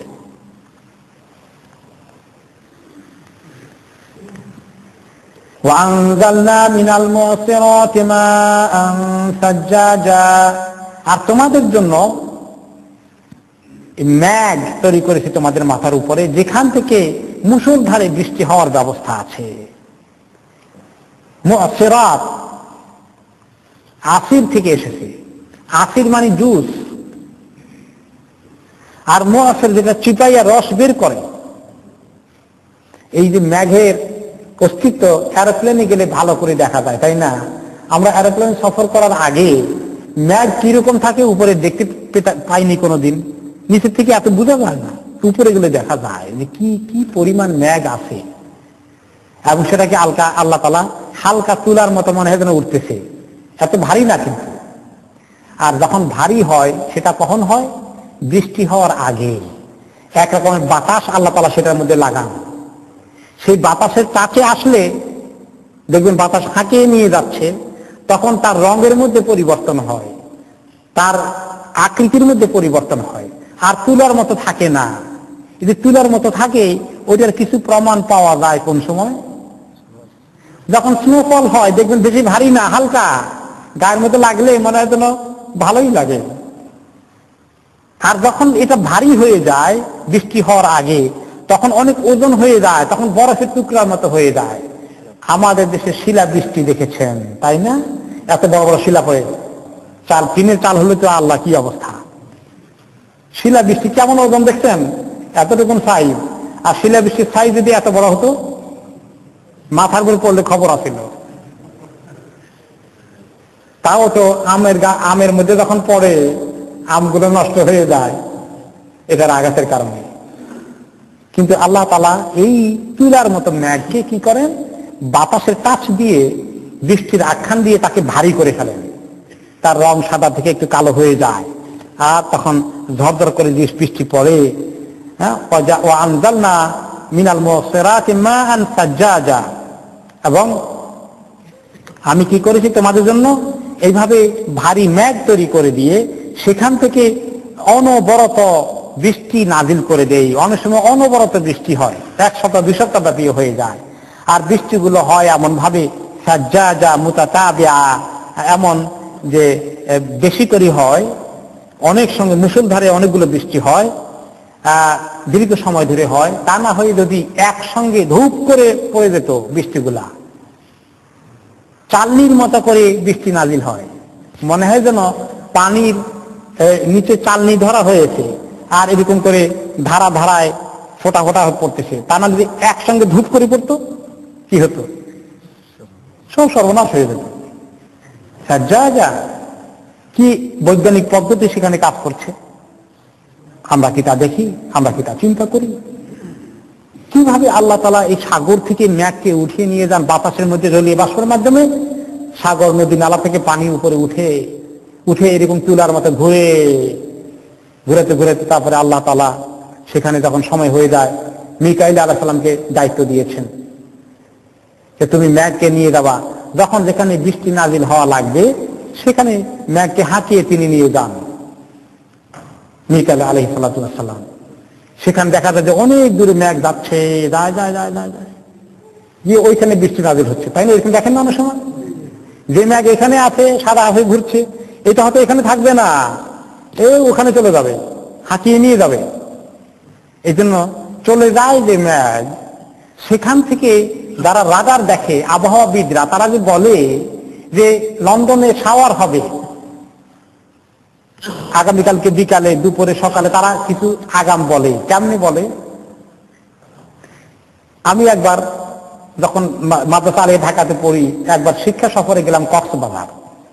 সেখানে বাংলাদেশের একমাত্র রাডার আছে, সাগরে যদি নিম্নচাপ উচ্চচাপ হয়, এখন হয়তো অন্য জায়গায় হয়ে গেছে, তখনকার আমলে 30 বছর 35 বছর আগের কথা।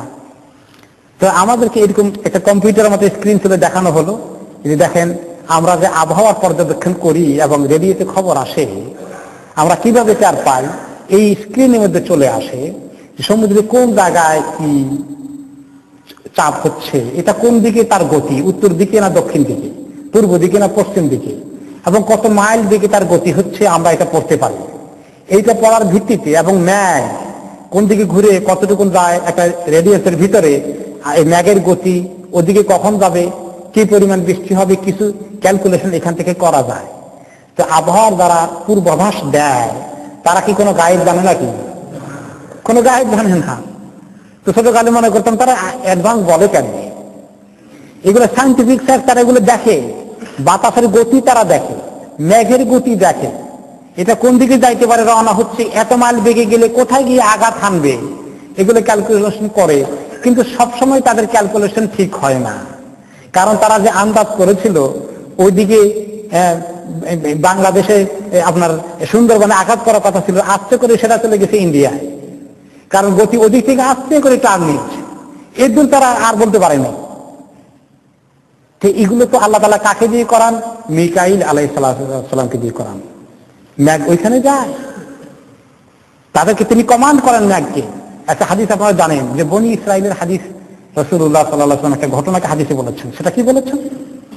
যে এক ব্যক্তি একদিন একটা প্রান্তর দিয়ে হাঁটছিল এবং সে হঠাৎ করে তার মাথার উপরে একটা আওয়াজ পেল যে হে ম্যাঘ, তুমি অমুক জায়গায় আব্দুল করিমের যে বাগান আছে, ফার্ম আছে, তার কৃষি ক্ষেত আছে, ওইখানে গিয়ে বৃষ্টি বর্ষণ করো। এখন সে কি, মানুষ দেখি না, কোথায় আওয়াজ পায়, উপর থেকে আওয়াজ আসলো, ব্যাপার কি? তখন সে খুব খেয়াল করলো আর দেখলো যে একটু পরে একটু ম্যাঘ এসে ওই দিকে ডানে বামে কোনো এক জায়গায় এসে ম্যাঘটা আসি তার বাগান বাড়ি, তার ক্ষেতের মধ্যে, তার ফার্মের মধ্যে বেশ মুষলধারে বৃষ্টি হলো, আর আশেপাশে কোনো জায়গায় তেমন বৃষ্টি হলো না। সে চিন্তা করলো যে এটা তো বড় রহস্যজনক মনে হচ্ছে, এটার খবর আমাকে নিতে হবে। তখন যেখানে বৃষ্টি হলো, ম্যাঘ যেদিকে গেল সেখানে তিনি চলে গেলেন, গিয়ে দেখলেন যে একটা লোক ক্ষেতের মধ্যে কাজ করছে, বৃষ্টির পানিগুলোকে আটকানোর জন্য নলা নর্দমাকে লাইন করে দিয়ে পানি বের হয়ে যাচ্ছে, আটকানোর ব্যবস্থা করছে। তখন সে জিজ্ঞেস করলো যে ভাই, সালাম কালাম দিয়ে, আপনার নাম কি? তো কথা না বার্তা নাই, আপনি কোথেকে আছেন, আমার নাম জিজ্ঞাসা করেন, মানে একটা কারণ আছে না, কি কারণ? কারণ না বলে তো বলবো না। তখন বললো যে আমি এই যে রাস্তা দিয়ে হাঁটছিলাম একটু আগে, অমুক ব্যক্তির নাম শুনতে পেলাম এবং বলা হলো তার বাগানে গিয়ে বৃষ্টি বর্ষণ করো। এখন কোন দিকে এটা বৃষ্টিটা আসলো একটা, আমি সেদিকে ফলো করলাম, আপনার নামটা হলে আমি মিলাইতে পারতাম আপনি কিনা। বলে যে আমার নাম অমুক। বলে হ্যাঁ, এই নামের কথাই তো শুনছি, ম্যাঘের মধ্যে আপনার নামের আওয়াজ এসেছে। আপনি কি আমল করেন ভাই যে আপনাকে আল্লাহ তাআলা খাস করে বৃষ্টি দেওয়ার জন্য এই ফয়সালা করে দিলেন, ফেরেশতা এখানে নিয়ে আসলো, নিশ্চয়ই আপনি কোনো বড় নেক আমল করেন। তিনি বলেন যে দেখো, এমন কি আপনি আমল করি, মনে হয় যেন আমি বাগানকে নিয়ে যে কাজটা করি আল্লাহ তাআলা এটা পছন্দ করেছেন। বলে কি কাজ? আমার বাগানকে আমি যখন নির্মাণ করি, আমার কৃষি খাতের যা কিছু করা দরকার করি, এর যে প্রোডাকশন আসে, যে ইনকাম হয়, আল্লাহ তাআলা যা খায়র বরকত দেন, এটাকে আমি 3 কাজে লাগাই। 3 ভাগের 1 ভাগ আমার পরিবারের ভরণ পোষণের জন্য ব্যয় করি, 3 ভাগের 1 ভাগ বাগানের যে আবার আমার খরচ করতে হবে, বাগানকে যে ইনভেস্ট করতে হবে, এক ফসলের পরে আরেক ফসল লাগাতে হবে, কর্মচারী খাটাতে হবে, বীজ কিনতে হবে, সবকিছু এইগুলোর পিছনে ব্যয় করি। আর 3 ভাগের 1 ভাগ আল্লাহর রাস্তায় দান করে দেই, গরিব মিসকিনকে দেই। আমি এভাবে করি, আর আল্লাহ তাআলা আমাকে খায়ের বরকত দিচ্ছেন। এইটা যদি আল্লাহ কবুল করে থাকেন তাই হতে পারে। তিনি বলেন যে তাই। এই হাদিসটি আমাদের কাছে কিভাবে আসছে? রাসূলুল্লাহ সাল্লাল্লাহু আলাইহি ওয়াসাল্লামের মাধ্যমে আসছে। তিনি কি দেখছিলেন বনী ইসরাঈলের ওই লোককে? তিনি দেখেন নাই। তিনি খবর কিভাবে পেলেন? আল্লাহ তাআলা ওনাকে খবর দিয়েছেন জিবরাইল আলাইহিস সালামের মাধ্যমে। এইভাবে ওনার কাছে খবর দেওয়া হচ্ছে। তাহলে বোঝা গেল যে মেঘ এই পরিচালনা করার দায়িত্বটা আল্লাহ তাআলা ফেরেশতাদের মাধ্যমে আল্লাহর হুকুমে করান। এটা এর পিছনে বিশাল কত কারুকার্য এর পিছনে রয়েছে, কত কাজ এর পিছনে রয়েছে, এর পিছনে কত বড় বিজ্ঞান কাজ করছে, কত বড় টেকনিক রয়েছে। পৃথিবীর মানুষ চাইলে আর্টিফিশিয়াল বৃষ্টি নাজিল করার জন্য বহুত গবেষণা চলছে, যে ন্যাচারাল বৃষ্টি বাদ দিয়ে কিভাবে মানুষ বৃষ্টি নাজিল করাতে পারে। হয়তো করতে হলে মানুষ এতটুকুনি করবে, মেঘ ওই জায়গা আছে ওখান থেকে টেনে আনবে কিনা সেটা দেখা যাক, বিজ্ঞান প্রযুক্তি দিতে পারে। কোন কোন সময়তে মানুষকে আল্লাহ তাআলা নেচারকে ব্যবহার করার তৌফিক দিয়েছেন, দেন নাই? দিয়েছেন। জমিনের নিচে রয়েছে এই পেট্রোল, জমিনের নিচে রয়েছে বিভিন্ন খনিজ দ্রব্য, এগুলা খোলার জন্য তো মানুষকে আল্লাহ তাআলা দায়িত্ব দিয়েছেন। মানুষ এভাবে খুঁড়ে বের করে এনে কাজে লাগাচ্ছে। হইতে পারে একদিন মানুষ এগুলো কিছু করতে পারে কিনা দেখা যাক, করতে পারবে। কিন্তু এরপরে আল্লাহ রাব্বুল আলামিনের কুদরতের সীমা মানুষকে গ্রহণ করতেই হবে, যে তার কুদরতের কোনো সীমা নেই। এসব কিছু এত মেঘ মানুষ সৃষ্টি করতে পারবে না, যতই মানুষ চেষ্টা করুক। হয়তো ওই মেঘকে টেনে আনতে পারলো, কিন্তু মেঘকে সৃষ্টি করার মতো ক্ষমতা মানুষের হবে না। আল্লাহর কাছে সারেন্ডার করতেই হবে, আল্লাহর ক্ষমতাকে মানতেই হবে। এখানে আল্লাহ তাআলা নিজের কুদরতের কথা মেঘের মধ্যে বললেন, বৃষ্টির মধ্যে বললেন, যে প্রচুর বৃষ্টি তিনি মেঘ থেকে নিয়ে আসেন। চাল্লির মতো চেলে সারা দুনিয়া বিভিন্ন জায়গা মতো আল্লাহ তাআলা বৃষ্টির বর্ষণ, মুষলধারে বৃষ্টি নাজিল করেন। কেন করেন? লিনুখরিজা বিহি হাব্বান ওয়া নাবাতা ওয়া জান্নাতিন আলফাফা, যাতে করে এই বৃষ্টি দিয়ে তোমাদের জন্য হাব্বা, তোমাদের খাদ্য দ্রব্যের জন্য যে সমস্ত দানা লাগে কি বীজ, শস্য বীজ যেগুলো লাগে, যেমন ধান, চাল, গম থেকে আরম্ভ করে ডাল, এই সবগুলো নাম হলো হাব। আর আরেকটা হলো নাবাতা। নাবাতটা হলো ফসলাদি, শাকসবজি, ফল ফ্রুট, যেগুলো সতেজ তাজা, এগুলো হলো নাবাত। আর যেগুলো তাজা থাকে না, আমরা জমা করে রাখি, সেগুলো হলো হাব্বা। এই জন্য ধান চাল হলো হাব, গম হাব, ডাল, সকল রকমের এই সব কিছু শুকনো করে যেগুলোকে জমা করে রাখি, এগুলো নাম হলো হাব্বান। আর যেগুলো ফ্রেশ খাই, সবজি, ফ্রুট, এগুলো হলো কি নাবাতা। এইগুলোকে আল্লাহ তাআলা তোমাদের জন্য বেশি করে প্রোডাকশন আনবেন, সৃষ্টি করবেন। লিনুখরিজা বিহি হাব্বান ওয়া নাবাতা, শুকনো জমিন থেকে তোমাদের জন্য বিভিন্ন রকমের ফসল, বিভিন্ন রকমের শস্য বীজ, আর বিভিন্ন রকমের ফল ফুল, শাক সবজি, যা কিছু দরকার সব কিছু বের করে নিয়ে আসবেন মাটির নিচে থেকে। ওয়া জান্নাতিন আলফাফা, আর একেবারে খুব ঘন জান্নাত বের করে নিয়ে আসবেন, ঘন বাগান বের করে নিয়ে আসবেন, ঘন বনাদি তোমাদের জন্য তৈরি করবেন। অনেক সময় হালকা কৃষি কাজের জন্য আমরা জমি ব্যবহার করি, কোন কোন সময় ঘন বাগান, বন অঞ্চল আল্লাহ তাআলা তৈরি করেন। এগুলো হচ্ছে জান্নাত আলফাফা, যেটা অনেক একেবারে গভীর জঙ্গল। সে গভীর জঙ্গলও দরকার আছে। বলে গভীর জঙ্গল দিয়ে আমরা কি করবো? ওখানে তো খালি আপনার বাঘ, এরপরে সিংহ, এগুলো থাকে, আমাদের তো বেশি কাজে লাগে না। আগের জমানায় একটু কাজে লাগতো, যে সেখান থেকে আমরা কাঠ সংগ্রহ করতাম। আর কোন কোন জায়গায় তো সে বাঘের ভয়ে কাঠ আনতেও যাওয়া যায় না। তো এইগুলোর একটা ফজিলত কি? এখন সায়েন্স বলে পৃথিবীর পরিবেশ রক্ষা করার জন্য বনের কত দরকার, এবং পৃথিবীর মানুষ গাছ কেটে কেটে বন সাফ করে করে এই যে পৃথিবীতে ভারসাম্য নষ্ট করে দিয়েছে।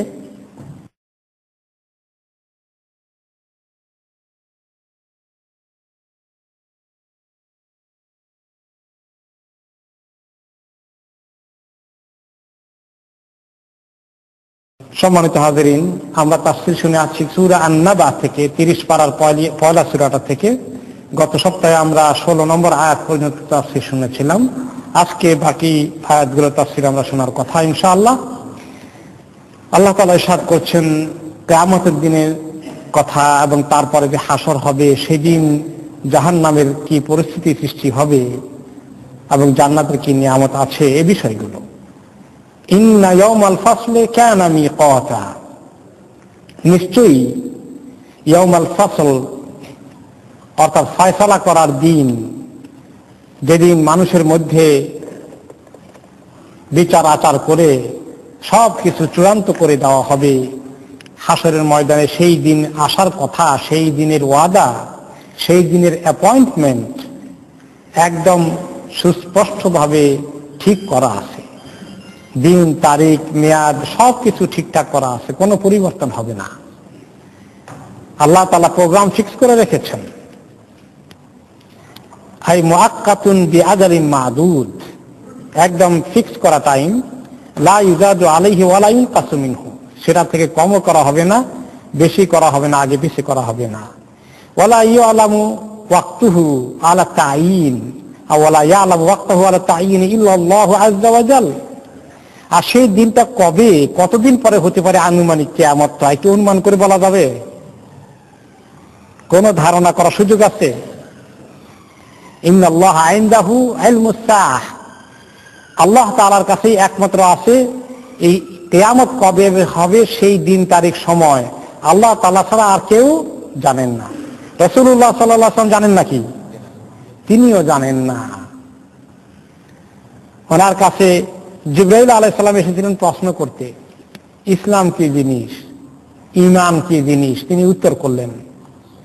আবার জিজ্ঞেস করলেন, মানুষের সুরত ধরে এসেছেন তিনি, যেগুলো মানুষের মধ্যে প্রশ্ন থাকতে পারে জানা দরকার, সেগুলো জিজ্ঞেস করলেন। ঈমান কি জিনিস উত্তর দিলেন, ইসলাম কি জিনিস সেগুলো উত্তর দিয়েছেন, যেটা খুব নাম করা হাদিস, নাম হলো হাদিস জিবরিল, ওমর রাদিয়াল্লাহু আনহু বর্ণনা করেছেন। তো সেগুলো তো জানার বিষয়। আবার জিজ্ঞেস করলেন কিয়ামত কবে হবে, তখন রাসূলুল্লাহ সাল্লাল্লাহু আলাইহি ওয়াসাল্লাম উত্তর দিলেন না যে কবে হবে, এটা তো তিনি জানেন না। তিনি বললেন, মাল মাসউলু আ'লামু মিনাস সাইল, যাকে জিজ্ঞেস করা হয় জিজ্ঞাসাকারীর চেয়ে তিনি বেশি কিছু জানেন না। মানে জিজ্ঞাসাকারীও যেমন জানেন না, আর যাকে জিজ্ঞেস করা হয় তিনিও জানেন না কিয়ামত কবে হবে। এটা একমাত্র আল্লাহ তাআলার নলেজে আছে। এই প্রশ্ন করলেন এই জন্য সাহাবীদেরকে বুঝাতে, যে তোমাদের মনে যদি প্রশ্ন আসে কিয়ামত কবে হবে জানতে মনে চায়, উত্তর হলো এটা জানা যাবে না। এটা কোনো মানুষকে আল্লাহ জ্ঞান দেননি, আল্লাহ নিজের কাছে রেখে দিয়েছেন।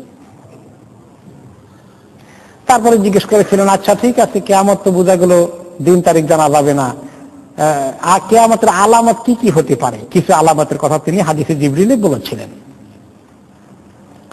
এই জন্য নবী করিম সাল্লাল্লাহু আলাইহি ওয়াসাল্লামকে কোন কোন সময় মুসলমানরা জিজ্ঞাসা করেছে। এক সাহাবী জিজ্ঞেস করলেন, মাতা সাআহ, কিয়ামত কবে হবে ইয়া রাসূলুল্লাহ? তিনি বললেন, ওমা আদাতাল্লাহা, তো তুমি যে কিয়ামতের কথা জিজ্ঞেস করো, আমি তো জানি না ঠিকই, কিয়ামতের জন্য তোমার প্রস্তুতি কি আছে, কি আমল করেছ? উত্তর না দিয়ে বললেন, কিয়ামতের প্রস্তুতি কি নিয়েছ? দিনটা তো কঠিন হবে, সেই দিনটা কিভাবে ফেস করবে তুমি, তোমার প্রিপারেশন আছে ঠিক মতো? তখন সাহাবী বললেন, আমার এমন কি আমল আর আছে, আমি তো শুধু এর দূরই আছি যে আমি আল্লাহ এবং আল্লাহ রাসূলকে মহব্বত করি অন্তর দিয়ে। তখন তিনি বললেন, তুমি যদি আল্লাহ আল্লাহ রাসূলকে মহব্বত করো, আনতা মা মান আহবাবতা, তাহলে তোমার চিন্তা নাই, তুমি যার সঙ্গে মহব্বত করো তার সঙ্গে তুমি থাকতে পারবা কিয়ামতের দিন, হাসরের দিন। তাহলে এখন তো আর কোনো বড় কোনো আমলের দরকার নাই, খালি মহব্বতের দাবি করলেই চলবে। কি কর, এত কষ্ট করে নামাজ পড়া দরকার কি, এত কষ্ট করে এত আমল করা দরকার কি?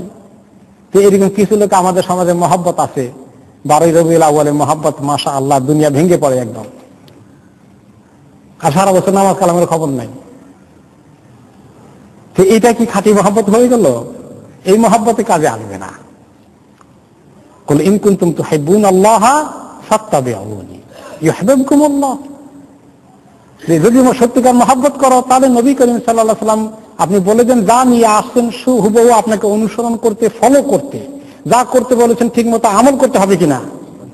আমল করতে হবে, অন্তত মৌলিক আমল, ফরজ আমলগুলো তরক করা যাবে না, কবিরা গুনাহে লিপ্ত থাকা যাবে না, হারাম থেকে সরে আসতে হবে। নফল যদি কেউ বেশি নাও করতে পারে, সেটার ব্যাপারে হয়তো ছাড় পাওয়া যাবে, ফরজ আমল না করলে ছাড় পাওয়া যাবে, হারাম ইনকামের মধ্যে ডুবে থাকলে ছাড় পাওয়া যাবে, এগুলো করতে হবে। তো এই একটা প্রশ্ন করলেন। আরেকবার প্রশ্ন করলেন মাতাসা, আরেক সাহাবী, কিয়ামত কবে হবে? তখন তিনি বললেন ইদা দুইয়াতিল আমানা, যখন আমানতদারি নষ্ট হয়ে যাবে, মানুষের মধ্যে আমানতদারি থাকবে না, তখন মনে করতে পারো কিয়ামতের বেশি বাকি নাই। দিন তারিখ দেন নাই, কিন্তু কিয়ামতের আগে অনুষ্ঠিত হতে পারে এমন কিছু খারাপ আমল সমাজে চালু হবে। তার মধ্যে অন্যতম বললেন যে আমানতদারি নষ্ট হয়ে যাবে। তখন আবার ওই সাহাবী আরেকটু ব্রেকডাউন জিজ্ঞেস করলেন, কাইফা ইদা আতুহা, আমানতদারি নষ্ট হয় কেমনে? তখন তিনি উত্তর দিলেন ইদা উসিদাল আমরু ইলা গায়রি আহলিহি, যখন বড় কোনো বিষয়, আসল বিষয়, এমনকি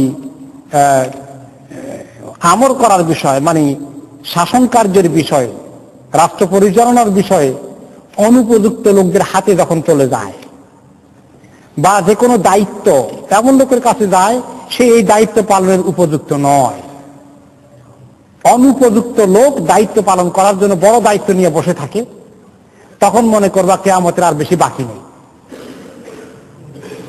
তো এই আমানত নষ্ট হওয়া মুসলিম বিশ্বে, এবং একটা রাষ্ট্রের দায়িত্ব পালন করার জন্য কিরকম আমানতদার লোকের দরকার, কারণ রাষ্ট্রে কোটি কোটি মিলিয়ন মিলিয়ন টাকা আছে, ক্ষমতা প্রচুর হাতে আসে, সেখানে যদি স্বজনপ্রীতি করে, দুর্নীতি করে, সেখানে যদি ইনসাফ কায়েম না করে, রাষ্ট্র পরিচালকরাই যদি সবচেয়ে বড় চোর হয়ে যায়, সবচেয়ে বড় ডাকাত হয়ে যায়, এরাই নিজেরা যদি দুর্নীতি কায়েম করে, এরা যদি মানুষকে সন্ত্রাসের দিকে ঠেলে দেয়, ইনসাফ কায়েম না করে, তাহলে এর চেয়ে বড় দুর্নীতি আর কিছু আছে মানুষের কপালে?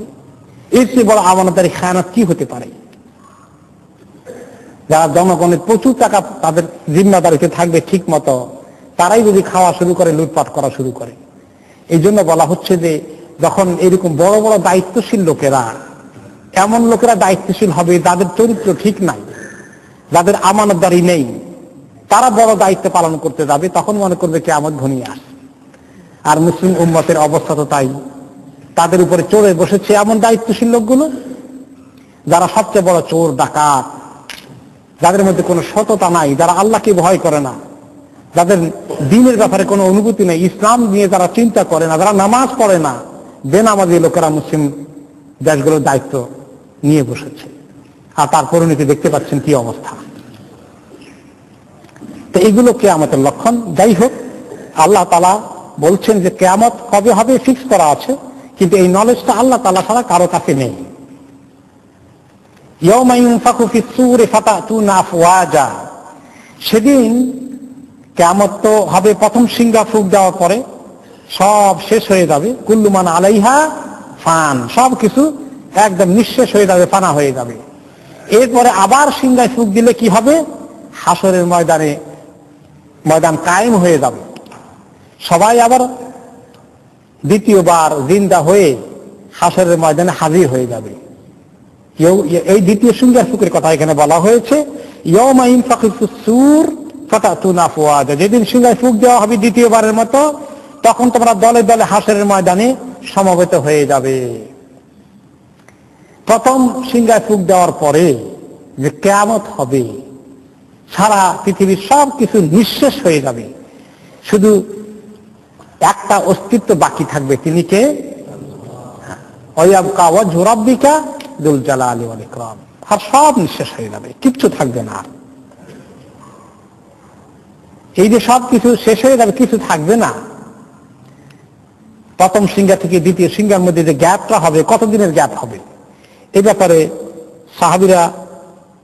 সাহাবীদেরকে এক সময় রাসূলুল্লাহ সাল্লাল্লাহু আলাইহি ওয়াসাল্লাম বলেছিলেন, মা বাইনা নাফখাতাইনি আরবাউন, এক ফুক আরেক ফুক, এই দুই ফুকের মাঝখানে কিয়ামত আর হাসরের মধ্যে একটা গ্যাপ আছে, 40-এর গ্যাপ আছে, 40। তখন সাহাবীরা জিজ্ঞেস করলেন, 40 কি? আরবাউন ইয়াওমান, 40 দিন নাকি? ক্বালা আবাইতু, তিনি বললেন যে তা বলবো না। তারপরে বললেন আরবাউনা শাহরান, তাহলে কি 40 মাস? তিনি বললেন আবাইতু, তা বলবো না। এরপরে বললেন আরবাউনা সানা, 40 বছরের গ্যাপ হবে। তখনও বললেন আবাইতু, তা বলবো না। এখন বলবো না বলতে দুটাই হতে পারে, যে হয়তোবা তিনি জানেন কিন্তু বলবেন না বলা নিষেধ, কিন্তু আগের হাদিস দ্বারা বোঝা যায় আসলে এই নলেজ ওনার কাছেও নাই, কারণ এটাও গায়েবের অন্তর্ভুক্ত মাতাসা। এই অর্থটাই অধিক যুক্তিসঙ্গত, তিনিও জানেন না, এই জন্য বলছেন এটা বলা সম্ভব না, মানে আমার নিজেরই জানা নাই। কিন্তু 40 হবে, এখন 40 দিন না 40 মাস না 40 বছর গ্যাপ, সেটা আল্লাহ তাআলাই ভালো জানেন। যাই হোক, 40-এর পরে যখন দ্বিতীয় সিংহা ফুঁকটা দেওয়া হবে, এই যে সমস্ত কিছু ফানা হয়ে গেল, এইগুলো আবার হবে কেমনে? এর অস্তিত্ব তো শেষ হয়ে গেল। সুম্মা ইয়ানজিলুল্লাহু মিনাস সামায়ে মাআন, এই 40-এর পরে যখন দ্বিতীয় সিংহায় ফুঁক দেওয়া হবে, তখন আল্লাহ তাআলা আকাশ থেকে একটু বাড়ি বর্ষণ করবেন, বৃষ্টি বর্ষণ করবেন। ওই বৃষ্টি বর্ষণের পরেই সমস্ত জীবন আবার দ্বিতীয়বার জেগে উঠবে। ফায়ামবুতুন, মাটির থেকে চারার মতো গজিয়ে উঠবে। কামা ইয়ামবাতুল বাকল, যেভাবে মাটির থেকে বীজ রাখলে মাটি ফোঁড় করে মাটি ফেটে গাছের চারা উঠে যায়, এরকম মাটি ফেটে মানুষ উঠে যাবে। লাইসা মিনাল ইনসানি শাইউন ইল্লা বুলিয়া ইল্লা আযমান ওয়াহিদান, মানুষের সমস্ত কিছু মাটি খেয়ে ফেলবে, কোন মানুষের কোনো অস্তিত্ব থাকবে না। গোশত খাওয়া শুধু নয়, হাড্ডিও খাওয়া হয়ে যাবে। কিয়ামতের যে ধ্বংস হবে, এই ধ্বংসের মধ্যে কিছু বাকি থাকবে না। তবে ইল্লা আযমান ওয়াহিদান, একটা হাড্ডির একটু সামান্য টুকরা বাকি থাকবে মাত্র। সেই টুকরাটার নাম হচ্ছে আযাবুজ জানাব। সেটা হচ্ছে আযাবুজ জানাব, হচ্ছে ল্যাজের শেষ মাথা। মানে আপনি গরু ছাগলের যে ল্যাজ থাকে, ল্যাজটা শুরু হয় মেরুদণ্ডের হাড্ডির শেষ হয়ে গেলে, ওখান থেকে শুরু হয় না। ওই আসলে ল্যাজের শেষ না, ল্যাজের শুরু। ল্যাজের যেখান থেকে শুরু হয়, যেখানে যে মেরুদণ্ডের হাড্ডি শেষ হয়, এই মেরুদণ্ডের হাড্ডির শেষটা, এটাকে আরবিতে বলা হয় আযাবুজ জানাব। এইখানে সামান্য একটা একেবারে ক্ষুদ্রাতি ক্ষুদ্র একটা অংশ মাটির সঙ্গে থাকবে, মাটি এটা খেতে পারবে না, এটা বীজের মতো কাজ করবে। মাটির সঙ্গে মিশে গেলেও তার অস্তিত্বটা নাই হয়ে যাবে না। এই অস্তিত্বর অতি সামান্য অংশটা বীজের মতো কাজ করবে, সেখান থেকে চারার মতো যেভাবে গজিয়ে উঠে, মানুষের অস্তিত্ব সেখান থেকে পুনরায় হয়ে যাবে। আর কি হবে? ওয়াইজাল কুবুর বু'সিরাত, কবরগুলো ফেটে মানুষ দাঁড়িয়ে যাবে, দাঁড়িয়ে গিয়ে কিছুক্ষণ হতভম্ব হয়ে যাবে। তারপরে কোরআন সূরা ইয়াসিনে আছে না, মান বা'আসানা মিন মারকাদিনা হাযা, আমাদের শুয়ে থাকার কবর থেকে হঠাৎ করে জিন্দা করে ফেললো কে আমাদেরকে? তারপরে ফেরেশতা হাঁকিয়ে নেবেন, বলো ওদিকে দৌড়াও, ওই জায়গায় যেতে হবে যেখানে যাওয়ার কথা। সেদিকে সমস্ত মানুষ দৌড়তে থাকবে, কারিন তাদেরকে হাঁকিয়ে নিয়ে যাবে। এই সিনটা আসবে, আর তখন ওয়াফুতিহাতিস সামাউ ফাকানাত আবওয়াবা, আসমান খুলে যাবে। এখন আসমানের পর্দা আছে, শামিয়ানা টাঙ্গানো আছে। আসমানের ওদিকে কি আছে আমরা দেখি না, 7 আসমান আছে। এই 7 আসমান 7 জমিন থাকবে না, সবকিছু একটা জমিন হয়ে যাবে, আর উপরে খোলা আকাশ থাকবে। এবং আল্লাহ তাআলা আরশ নিচে নেমে আসবে, আল্লাহ তাআলা স্বয়ং হাসরের ময়দানে চলে আসবেন। তো কাজেই এই যে ওয়াফুতিহাতিস সামাউ, আকাশ খুলে যাবে, বন্ধ থাকবে না, আর একদম ওপেন। এবং ফাকানাত আবওয়াবা, সেখানে দেখা যাবে যে অনেক গেট হয়ে গেছে এবং সেখানে অনেক রাস্তা খুলে গিয়েছে। ফেরেশতারা দলে দলে সেখান থেকে নেমে আসছেন হাসরের ময়দানে দায়িত্ব পালন করার জন্য। আল্লাহ তাআলার পক্ষ থেকে ডিউটি পালন করার জন্য সবাই চলে আসছে, হাসরের ময়দানে সমবেত হয়ে গেছে। ওয়াসুইরাতিল জিবালু ফাকানাত সারাবা, এবার আবার হাসরের কথা বলা হচ্ছিল, এখন আবার কিয়ামতের কথা বলা হচ্ছে। যে এর আগে ওয়াসুইরাতিল জিবাল, যে যখন কিয়ামত হবে সিংহায় ফুঁক দিলে, তখন যে হবে এই যে বিশাল পাহাড়গুলো আপন জায়গায় দাঁড়িয়ে থাকবে না, সুইয়েরা হটিয়ে দেওয়া হবে, সরে আসবে।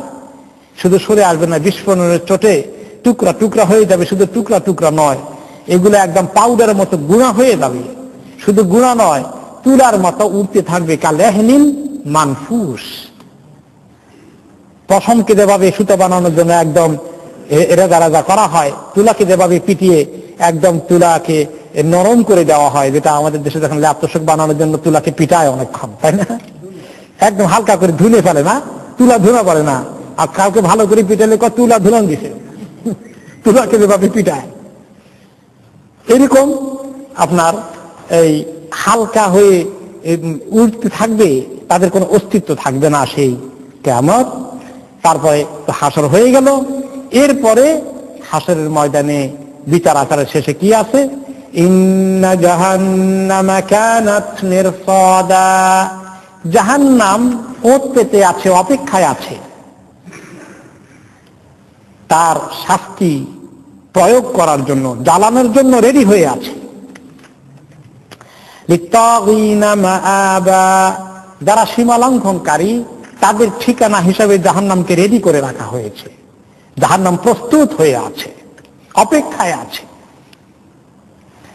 সেই জাহান্নাম জন্য তারা তাগীন, তাগিয়া, যারা সীমা লঙ্ঘনকারী, যারা দুশ্মনী করে আল্লাহ এবং আল্লাহ রাসূলের রাস্তাকে, দিন ইসলামের দুশ্মনী করে, নবীর দুশ্মনী করে, আল্লাহর দুশ্মনী করে, তাদের জন্য জাহান্নাম রেডি হয়ে থাকবে।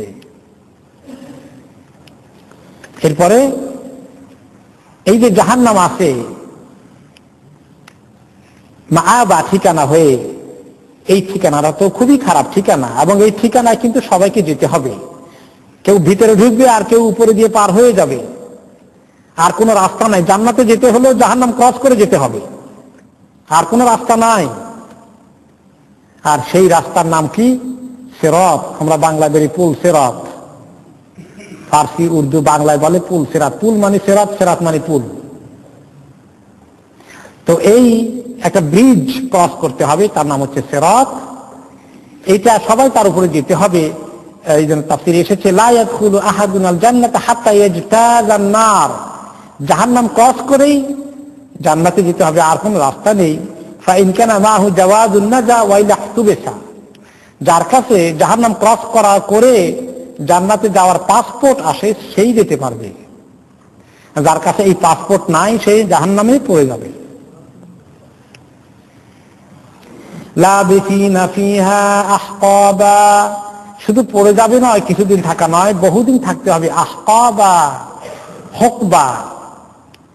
হকবা হলো আল মুদ্দাতু মিনাজ জামান, লম্বা সময় থাকাকে হকবা বলা হয়। হকবার মেয়াদ কদ্দুর? কেউ বলেছেন 80 সানা, 70 সানা, কেউ বলেছেন 40 বৎসর, কেউ বলেছেন 70 বৎসর, কেউ বলেছেন 40 বৎসর, কেউ বলেছেন 80 বৎসর।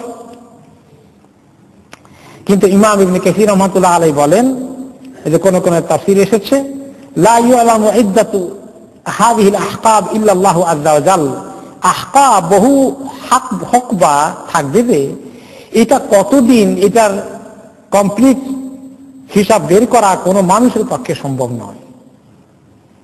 যদিও যুকিরা লানা আনাল হকবাল ওয়াহিদা 80 সানা, যদিও কোন কোন রিওয়ায়াতে বলা হচ্ছে যে এটা 80 বছর এক একটি হকবা, কিন্তু ওয়াসানাতু 360 ইয়াওমান, এটা কি 360 দিন?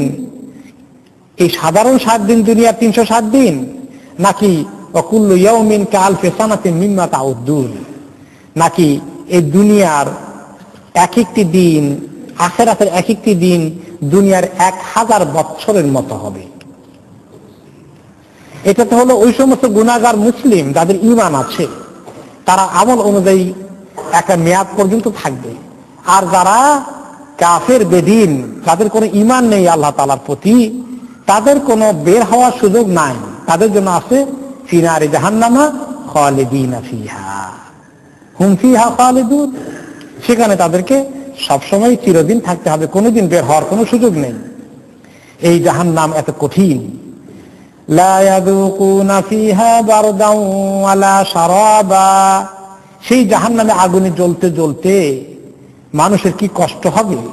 একটু ঠান্ডা পানি খাওয়ার ব্যবস্থা আছে নাকি? লা ইয়াযুকুনা ফিহা বারদা, অন্তরকে ঠান্ডা করতে পারে এমন কোন ঠান্ডা পানীয় সেখানে পাওয়া যাবে না। ওয়ালা শারাবা, এমন কোন পানীয় সেখানে নেই। ইল্লা হামিমান ওয়া গাসসাকা, শুধু হামিম আছে আর গাসসাক আছে। হামিম কি জিনিস? ফাআম্মাল হামিম ফাহুয়াল হারুল্লাযী ক্বাদ ইনতাহা হাররুহু ওয়া হামুহু, এমন এক গরম পানি হবে হামিম যেটা জাহান্নামের আগুনে গরম হতে হতে হতে হতে চূড়ান্ত পর্যায়ে পৌঁছে গেছে, যেটা খাওয়ার মতো পান করার মতো কোনো পানি নয়। সেই পানি যখন পানি পানি করে চিৎকার করবে জাহান্নামীরা, কোন কোন হাদিসে এসেছে মুখের কাছে পানি আনলে পানির বাষ্পের কারণে মুখের চামড়া খসে পড়ে যাবে। এই পানি আর খাইতে চাইবে না, পিপাসা জান পেটে গেলে ওই পানি খাবে না, জানে এই পানির মধ্যে আরো বেশি আযাব আছে। তখন ফেরেশতারা জোর করে তাকে খাওয়াই দিবে, তার পেটের নাড়ি ভুড়ি সবগুলো পানির কারণে বের হয়ে যাবে। বের হয়ে গেলে তো মরে যাওয়ার কথা, মরবে না, জান এত শক্ত হয়ে থাকবে। আবার বডি গঠন করা হবে, আবার জ্বলবে, আবার পুড়বে, এই রিসাইকেলিং চলতে থাকবে। আর গাসসাক কি জিনিস? হুয়া মাস্তামা মিন সাদীদি আহলিন নার ওয়া ইলকিহিম ওয়া দুমুইহিম ওয়া জুরুহিহিম।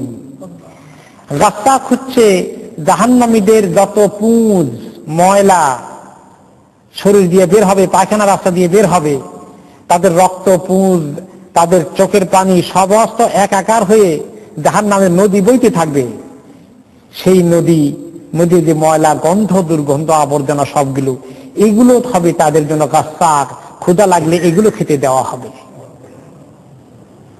খাইতে চাবে না, জোর করে খাওয়া হবে। এইগুলোর মধ্যে যে দুর্গন্ধ আছে, সেই দুর্গন্ধের কারণে তাদের আরো কষ্ট, আরো আযাব বেড়ে যেতে থাকবে। এই আযাবের কথা বলে আল্লাহ তাআলা বলছেন জাযাআন ওয়িফাকা, উপযুক্ত জাযা তাদেরকে দেওয়া হবে, উপযুক্ত পাওনা তাদেরকে দেওয়া হবে, উপযুক্ত প্রতিদান তাদেরকে দেওয়া হবে। আল্লাহ তাআলা তাদেরকে তাদের আমল অনুযায়ী যা পাওনা সেটাই দিবেন। এই শাস্তি আল্লাহ তাআলা বাড়িয়ে দিবেন না কিছু, বরঞ্চ তাদের পাওনা হচ্ছে এই শাস্তি।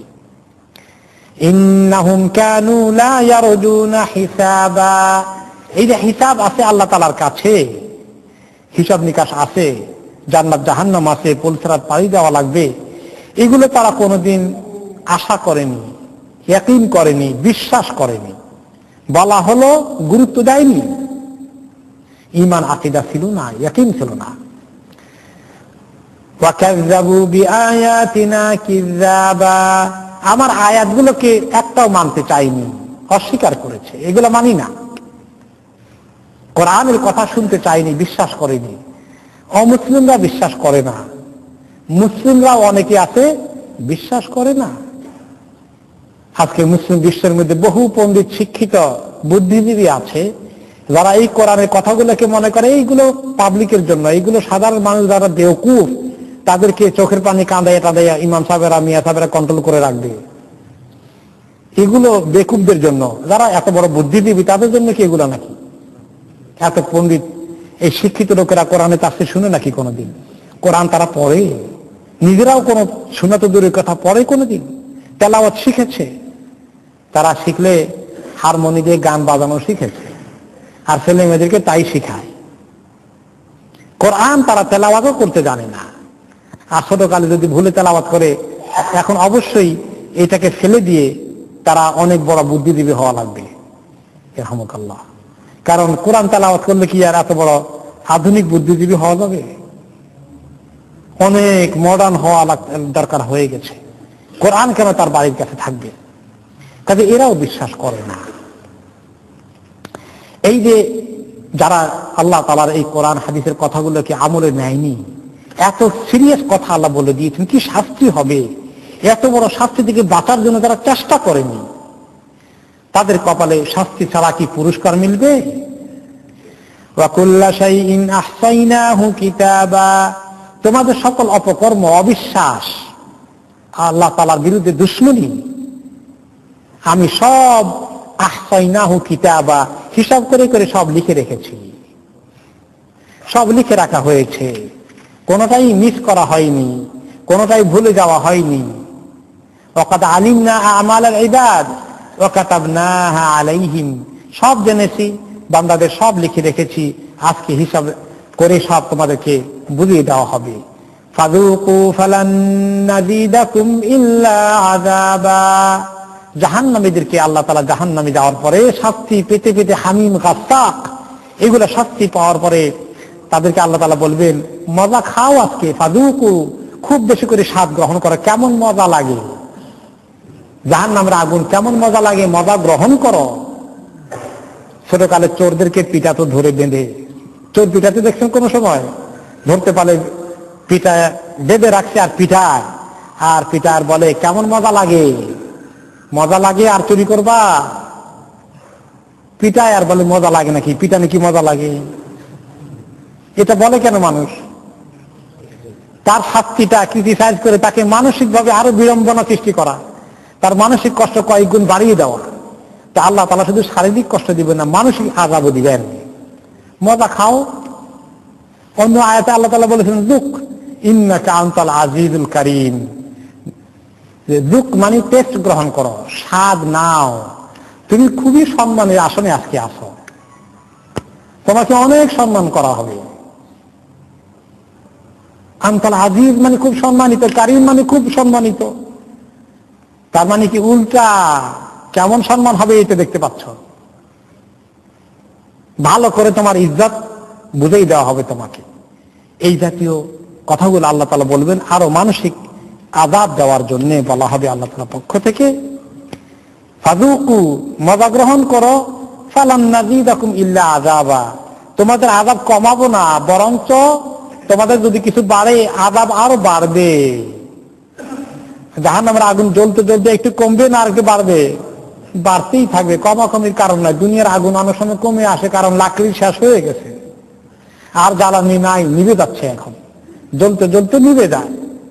কিন্তু জাহান্নামের আগুন জ্বলতে জ্বলতে নিভবে না, বরং যত জ্বলবে তত তার তেজ বাড়তে থাকবে।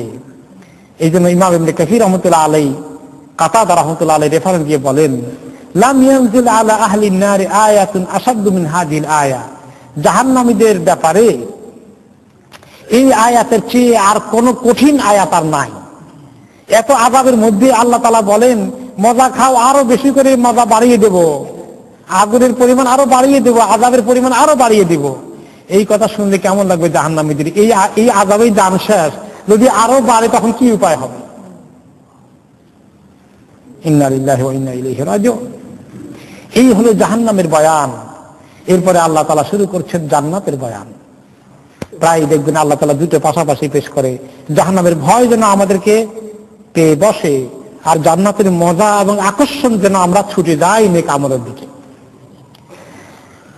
ইন্নালিল মুত্তাকিনা মাফাজান হাদাইকা ওয়া আনাবা ওয়া কাওয়াইবা আতরাবান ওয়া কাসান দিহাকা, নিশ্চয়ই যারা মুত্তাকিন, তাকওয়া পরহেজগারি অবলম্বন করেছে জীবনের মধ্যে, তাদের জন্য মাফাজা, কামিয়াবির জায়গা আছে, তাদের কামিয়াবির ঠিকানা তৈরি করা আছে। তারা যে কামিয়াব, সফল, মুফলিহুন, উলাইকা হুমুল মুফলিহুন, এরাই সত্যিকার কামিয়াব হবে। সেই জায়গাটা কেমন? হাদাইকা ওয়া আনাবা, সেখানে আছে কত রকমের বাগ বাগিচা, বাগানগুলো। আনাবা, সেখানে আছে আপনার আঙ্গুর থেকে শুরু করে বিভিন্ন রকমের ফল ফলাদির বাগানের সমাহার। এই জান্নাত হচ্ছে তাদের ঠিকানা। খাওয়ার দিক থেকে রকমারি ফল সাজানো থাকবে থরে থরে। ওয়া কাওয়াইবা আতরাবা, আর তাদের জন্য তাদের স্ত্রী যাদেরকে সাজিয়ে রাখা হবে তারা হবে কাওয়াইব এবং আতরাবা।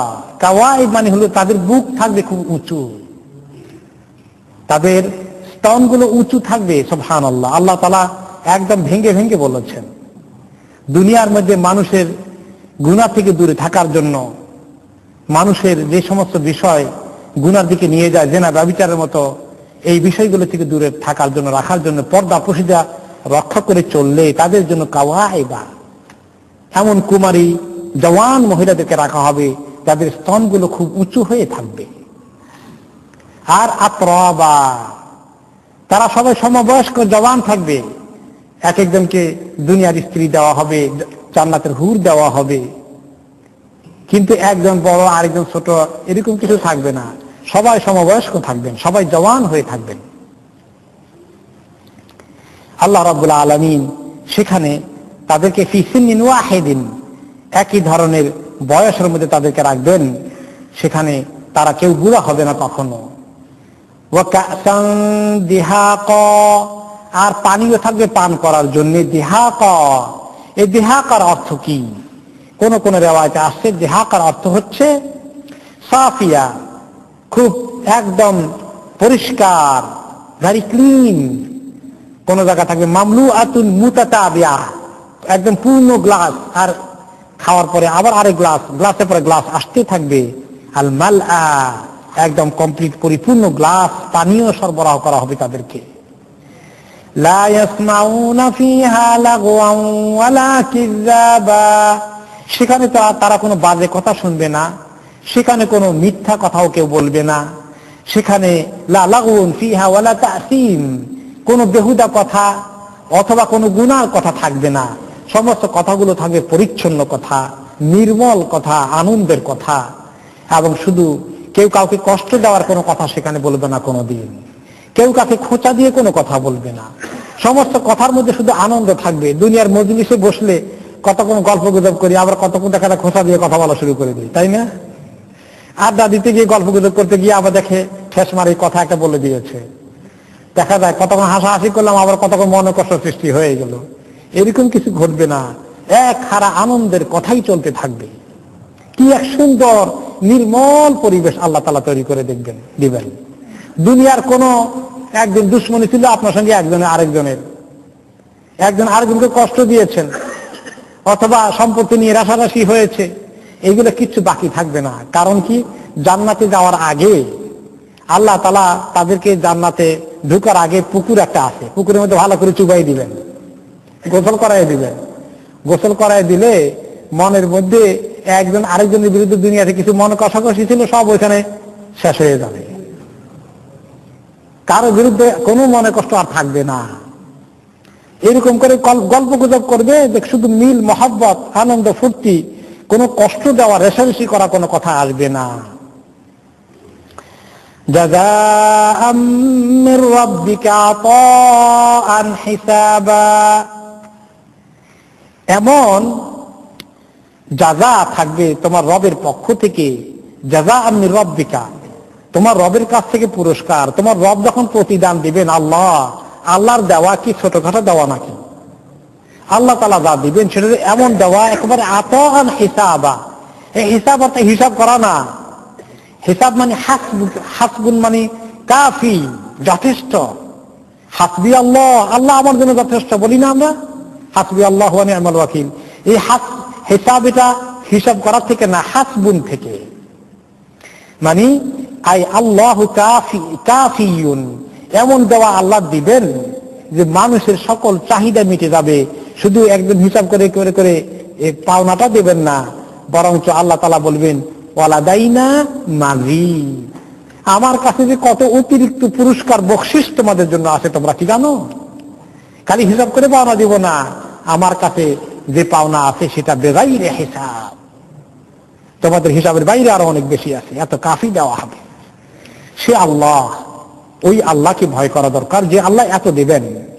সে আল্লাহ এত দিবেন যে এত দেওয়ার কি আল্লাহর কাছে আছে নাকি? এত বেশি কি আছে?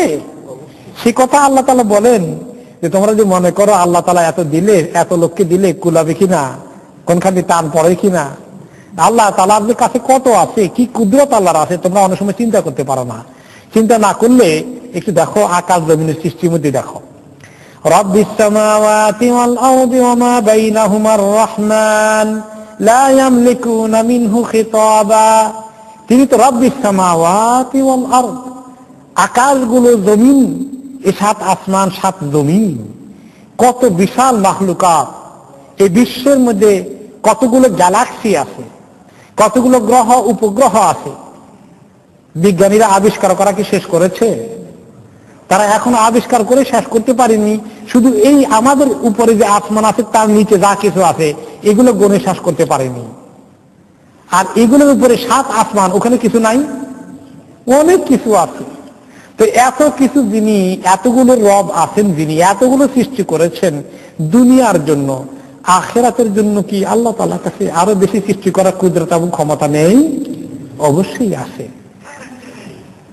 এমনকি আমাদের যাওয়ার জন্য, সুবিধার জন্য, মজার জন্য, খাওয়ার জন্য, উপভোগ করার জন্য, এনজয় করার জন্য আল্লাহ তাআলা যে রহমতটুকুন দিয়েছেন তার পুরো রহমতের কত ভাগের 1 ভাগ? 100 ভাগের 1 ভাগ দিয়েছেন দুনিয়ার যত নিয়ামত আছে, রহমত আছে, এগুলো ভোগ করার জন্য। আর 99 ভাগ রেখে দিয়েছেন কোথায় দিতে? আখিরাতে, জান্নাতে দেবেন। তো এত আল্লাহ তাআলা জমা করে রেখেছেন, এত বেশি আল্লাহ তাআলা দেবেন। আকাশগুলো এবং জমিনগুলো এবং এর মাঝে যা কিছু আছে, সেই রব যে আল্লাহ, সেই আল্লাহ তোমাদেরকে আতাআন হিসাবান করে দিবেন, এত বেশি দেবেন। আর তিনি হচ্ছেন আর রহমান, তিনি হচ্ছেন অনেক বড় দয়ালু। আযাবের কথা শুনে মনে করো না আল্লাহ শুধু নির্দয় নাকি, এরকম মনে করো না। আল্লাহ এত কঠোর না, আল্লাহ তো নিজের জন্য রহমান নামকে পছন্দ করেছেন। এই জন্য বিসমিল্লাহর মধ্যে বিসমিল্লাহির রহমানির রহিম রহমতের 2টা সিফাতকে ঢুকিয়ে দিয়েছেন। এত রহমত দিবেন আল্লাহ জান্নাতীদের জন্য।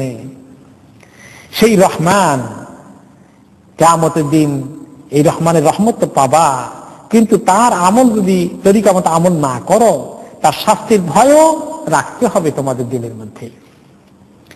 লা ইয়ামলিকুনা মিনহু খিতাবা, হাসরের ময়দানে সেই রহমান আল্লাহর সামনেও কেউ কোনো কথা বলার সাহস থাকবে না। তিনি সেদিন বিচার করতে আসবেন। মালিক ইয়াউমিদ্দিন, বিচার দিনের স্বামী। এটা অনুবাদ করেছে কবিওয়ালারা, তাই না? কবিতাওয়ালারা। স্বামী অর্থ হাজব্যান্ড একটা আছে, কিন্তু স্বামীর আরেকটা অর্থ আছে, সেটা কি?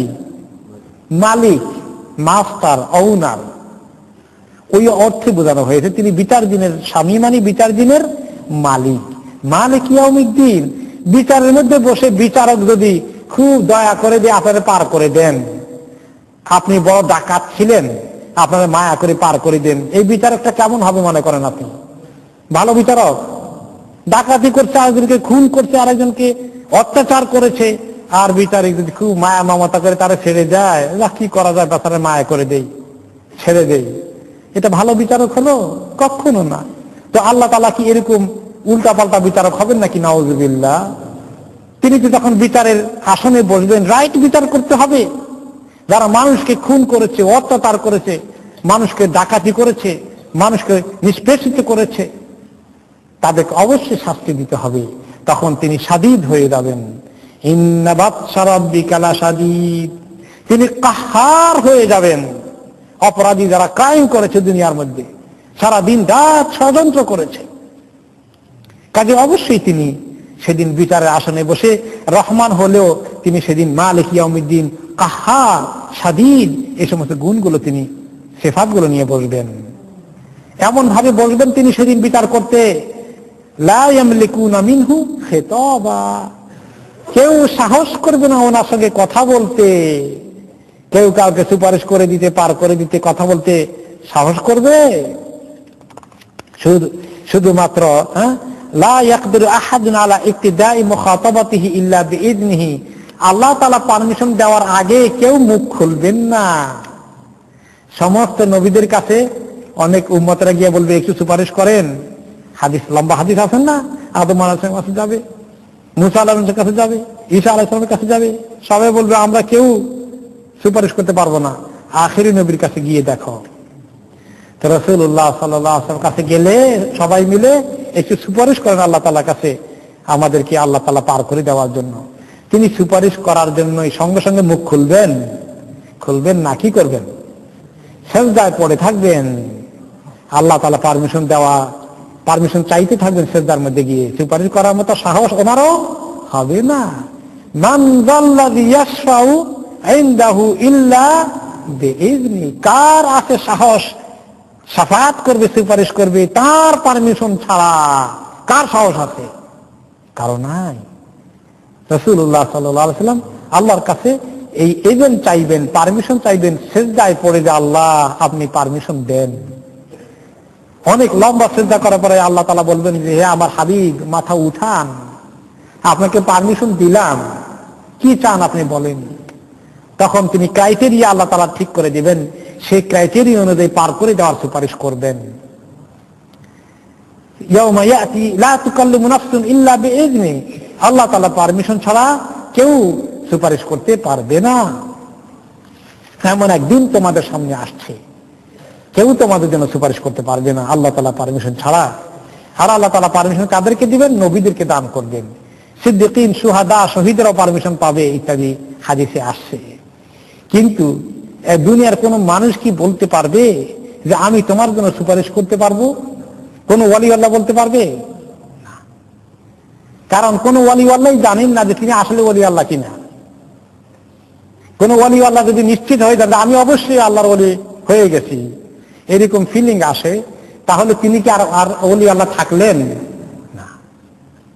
এই জন্য আবু বকর রাদিয়াল্লাহু আনহু, ওমর রাদিয়াল্লাহু আনহু এই ফিলিং করেন নাই যে আমাদের কোনো চিন্তা নেই, আমরা ওলি আল্লাহ হয়ে গেছি, আমরা অনেকে হেল্প করতে পারবো, এরকম দাবি করছেন? করেনি। বরং ওনারা নিজেরাই ওয়ারিড ছিলেন যে হাই আমার কি উপায় হবে, আমাকে আল্লাহ ছেড়ে দিবেন কিনা। এই কানতে কানতে ওনারা দুনিয়া থেকে গেছেন। যদিও ওনাদের ব্যাপারে আশারা মুবাশশারা 10 জন সাহাবীর ব্যাপারে সুস্পষ্ট ভাবে কথা আছে যে আপনারা জান্নাতি হবেন, এরপরে ওনারা কাঁদছেন যে পার হয়ে দিতে পারবেন কিনা, নাকি কিছুদিন জাহান্নামে জ্বলে যেতে হবে, এই ভয়ে কাঁদছেন। এরকমই প্রত্যেকটি মানুষ মনে করবে। কাজে নিজের ব্যাপারে সার্টিফিকেট দেওয়ার কোনো উপায় নাই। সালফে সালেহিনে কেউ কেউ লিখছেন যে মানুষ নিজের ব্যাপারে কখনোই এরকম ধারণা করা ঠিক না যে আমি একটা পর্যায়ে পৌঁছে গেছি, আমি মোটামুটি ভাবে সেরে গেছি, নাজাত পেয়ে যাচ্ছি, এরকম চিন্তা করলে এটা তার গোমরাহির লক্ষণ হয়ে যাবে। কেউ যদি মনে করে মান রাআ ফি ইখলাসিহিল ইখলাস ফাকাদ ইহতাজা ইখলাসুহু ইলা ইখলাস, কালকে রাতে পড়তেছিলাম, যে ব্যক্তি মনে করে, যে ব্যক্তি দেখে যে আমার ভিতরে আমার ইখলাসের মধ্যে খুব ইখলাস আছে, এরকম যে ব্যক্তি মনে করে যে আমার এমন ইখলাস আছে যে এই ইখলাসের মধ্যে ঠিক মতোই ইখলাস আছে, তাহলে তার ইখলাসের দরকার আছে। কথাটা বুঝে আসছে? যে ব্যক্তি মনে করে তার ইখলাসের মধ্যে ভালো ইখলাস আছে, তাহলে তার ইখলাসের আরো ইখলাসের দরকার আছে, তার ইখলাস এখনো হয়নি। এই বিষয়টা যে এরকম মনে করার সুযোগ কারো নাই, কোন ওলি আল্লাহর নাই, এবং কোন ওলি আল্লাহর উপরে কেউ বিশ্বাস করে থাকার উপায় নাই। হ্যাঁ, যে ব্যক্তি সিদ্দিকিন, শুহাদা এরকম আল্লাহর ওলি হয়ে যাবেন, আল্লাহ তাআলা তাদেরকে পারমিশন দিবেন, এই কথা ঠিক। কিন্তু তারা কে কে, তাদের লিস্ট কার কাছে আছে? কারো কাছে নাই। কোন ওলি আল্লাহর কাছে আল্লাহ লিস্ট পাঠাই দিয়েছেন নাকি? না। এই জন্য ইমানের তাকাজা হচ্ছে যে যিনি ওলি আল্লাহ পর্যায়ে পৌঁছে যায় তিনিও আল্লাহর কাছে বেকারার থাকবেন, বেহুশ হয়ে যাবেন কাঁদতে কাঁদতে, হায় রে মরে গেলে আমার আমল নামাকে আসলে ডাইন হাতে আসবে, এই চিন্তা করতে করতে তিনি পেরেশান হয়ে যাবেন। কবরের চিন্তায় তিনি পেরেশান হয়ে যাবেন। তিনি আরেকজনকে বলবেন কোনো চিন্তা করবেন না, আমি আছি, পার করে দেব। এরকম বলার সাহস হতে পারে? কেউ যদি বলে থাকে তাহলে মনে করতে হবে সে একটা গোমরাহ ছাড়া কিছু না। আল্লাহ মাফ করুন। এই জন্য কারো ভাবে এরকম আকীদা থাকা ঠিক নয়। তবে আমরা মনে করি আল্লাহ তাআলা যাদেরকে আল্লাহ তাআলা এরকম পছন্দ করেন, কোরআন হাদিসে যা বলা হয়েছে যে শহীদদেরকে আল্লাহ তাআলা অনেকে সুপারিশ করার তৌফিক দান করবেন, এরকম নেককারদেরকে আল্লাহ তাআলা তৌফিক দান করবেন, এই কথা ঠিক আমরা ইয়াকিন করি, বিশ্বাস করি। কিন্তু কোন ব্যক্তি অমুক আব্দুল করিম সলিমউদ্দিন নাম ধরে যে উনি নিশ্চিত বলার আমাদের কোনো রাইট নাই। আমরা বলতে পারি যে ওনার ব্যাপারে আমরা ভালো খেয়াল করি, আল্লাহ তাআলাই জানেন, আল্লাহই ওনার হিসাব নেবেন, ফাইনাল ডিসিশন আল্লাহ তাআলার হাতে, আমাদের হাতে কোনো ফাইনাল ডিসিশন নাই। এই জন্য এমন কোনো কথা বলা ঠিক নয় যে আমরা বলবো যে উনি আল্লাহর ওয়ালি, আমরা একদম কনফার্ম সার্টিফিকেট দেব, উনি অবশ্যই জান্নাতি এরকম সার্টিফিকেট দেব, এই কথা বলা ঠিক নয়। আমরা দোয়া করি আল্লাহ তাআলা যেন ওনাকে জান্নাতুল ফেরদাউস নসিব করেন, এই দোয়া করব আমরা। তিনি অবশ্যই জান্নাতি, এই কথা বলার রাইট আমাদের আছে? এই কথাটা একটা বিশাল এলমি বিষয়, এই ক্ষেত্রে অনেকেই মিস করে ফেলে। এই জন্য এরকম বলা ঠিক না। আমি একবার এক জায়গায় গেলাম, একজন বললেন আল্লাহর কসম তিনি জান্নাতি, তিনি জান্নাতি না হইলে আর কে জান্নাতি হবে? এই কথাটা ইসলামী এলেমের দৃষ্টিতে ঠিক নয়। এই কথাটা বড় ডেঞ্জারাস কথা হয়ে যেতে পারে। বরঞ্চ আমরা এই কথা বলা উচিত, আমরা আশা করি আমরা তাকে দেখতে পেয়েছি যে তিনি ভালো লোক ছিলেন, আল্লাহ আমরা তাকে ভালো আমল করতে দেখেছি, আল্লাহ আমরা মনে করেছি তিনি হয়তো নেককার, কিন্তু আমরা কাউকে সার্টিফিকেট দিতে পারবো না। আল্লাহ আপনি মেহেরবানি করে তাকে নেককার হিসাবে কবুল করেন। হ্যাঁ আল্লাহ আপনি তার দারাজাতকে বুলন্দ করে দেন, তার গুনাহগুলোকে মাফ করে দেন। অনেক সময় লোকেরা যখন মনে করে যে উনি অনেক নেককার, অনেক বড় ওলি ছিলেন, তখন আল্লাহ তাআলার কাছে তার মাগফিরাতের দোয়া করে না, যে আল্লাহ তার গুনাহ মাফ করে দিন। এটা বলে না, এটা বললে তো বেয়াদবি হয়ে গেল, পুরো গুনাহ থাকি কেমনি। তারপরে কি দোয়া করতাম? বলে দোয়া করো যে আল্লাহ তাকে দারাজাত অনেক বুলন্দ করে দেন, তার দরজা খুব উঁচু করে দেন, এটা বলো। তার মাগফিরাতের কথা বলা ঠিক না, এটা তার বলে। দেখেন কত বড় কথা। মানুষ মানে নবীরা ছাড়া গুনাহ করে নাই এমন কোন মানুষ আর জমিনে আছে? কুল্লু বনি আদম খাতা, প্রত্যেক বনি আদমের গুনাহ আছে। কে বলছেন? রাসূলুল্লাহ সাল্লাল্লাহু আলাইহি ওয়াসাল্লাম বললেন। কাজে এমন কোন লোক পাওয়া যায় না যার গুনাহ নাই। এই সমস্ত অতিরঞ্জিত কথা বলতে গেলে আমাদের ক্ষতি হয়ে যাবে, এটা আমরা খেয়াল করা উচিত। আবেগবশত অনেক সময় আমরা এরকম বলে ফেলি, এটা ঠিক নয়। তো আল্লাহ তাআলা বলছেন যে লা ইয়ামলিকুনা মিনহু খিতাবা, আল্লাহর সামনে কথা বলার সাহস কারো থাকবে না সেদিন। তিনি যখন কাহ্হারের রূপে হিসাব নেওয়া শুরু করবেন, মালিক ইয়াউমিদ্দিন হয়ে আসবেন। ইয়াউমা ইয়াকুমুর রূহু ওয়াল মালাইকাতু সাফফা, সেদিন রূহ এবং ফেরেশতাগুলো লাইন ধরে আল্লাহর সামনে চলে আসবেন। রূহ এবং ফেরেশতা সবাই। রূহকে এই বিষয়ে অনেক তাফসীর এসেছে। কোন কোন তাফসীর আছে রূহ মানে জিবরাইল আলাইহিস সালাতু ওয়াস সালাম, যে সূরা আল কদরে আছে তানাজ্জালুল মালাইকাতু ওয়ার রূহ, ওই রূহকে বোঝানো হয়েছে। আবার কোন কোন তাফসীর এসেছে বনি আদমের রূহ সবগুলো হাজির হয়ে যাবে। তা কোন কোন তাফসীর এসেছে বনি আদম সবগুলোকে রূহ বলা হয়েছে, অস্তিত্ব মানুষের সবকিছু। আর ফেরেশতা মানুষ, ফেরেশতা জিন সবগুলো একসঙ্গে বোঝানোর জন্য রূহ শব্দকে এখানে ব্যবহার করা হয়েছে, যে সমস্ত বনি আদম এখানে চলে আসবে। সাফা, লাইন বেঁধে আল্লাহর সামনে দাঁড়িয়ে যাবে। যাকে যেখানে দাঁড়াতে হবে, যার হাসর যেখানে হবে সেখানেই দাঁড়াতে হবে। যার যেখানে খুশি সেখানে দাঁড়াতে পারবেন না।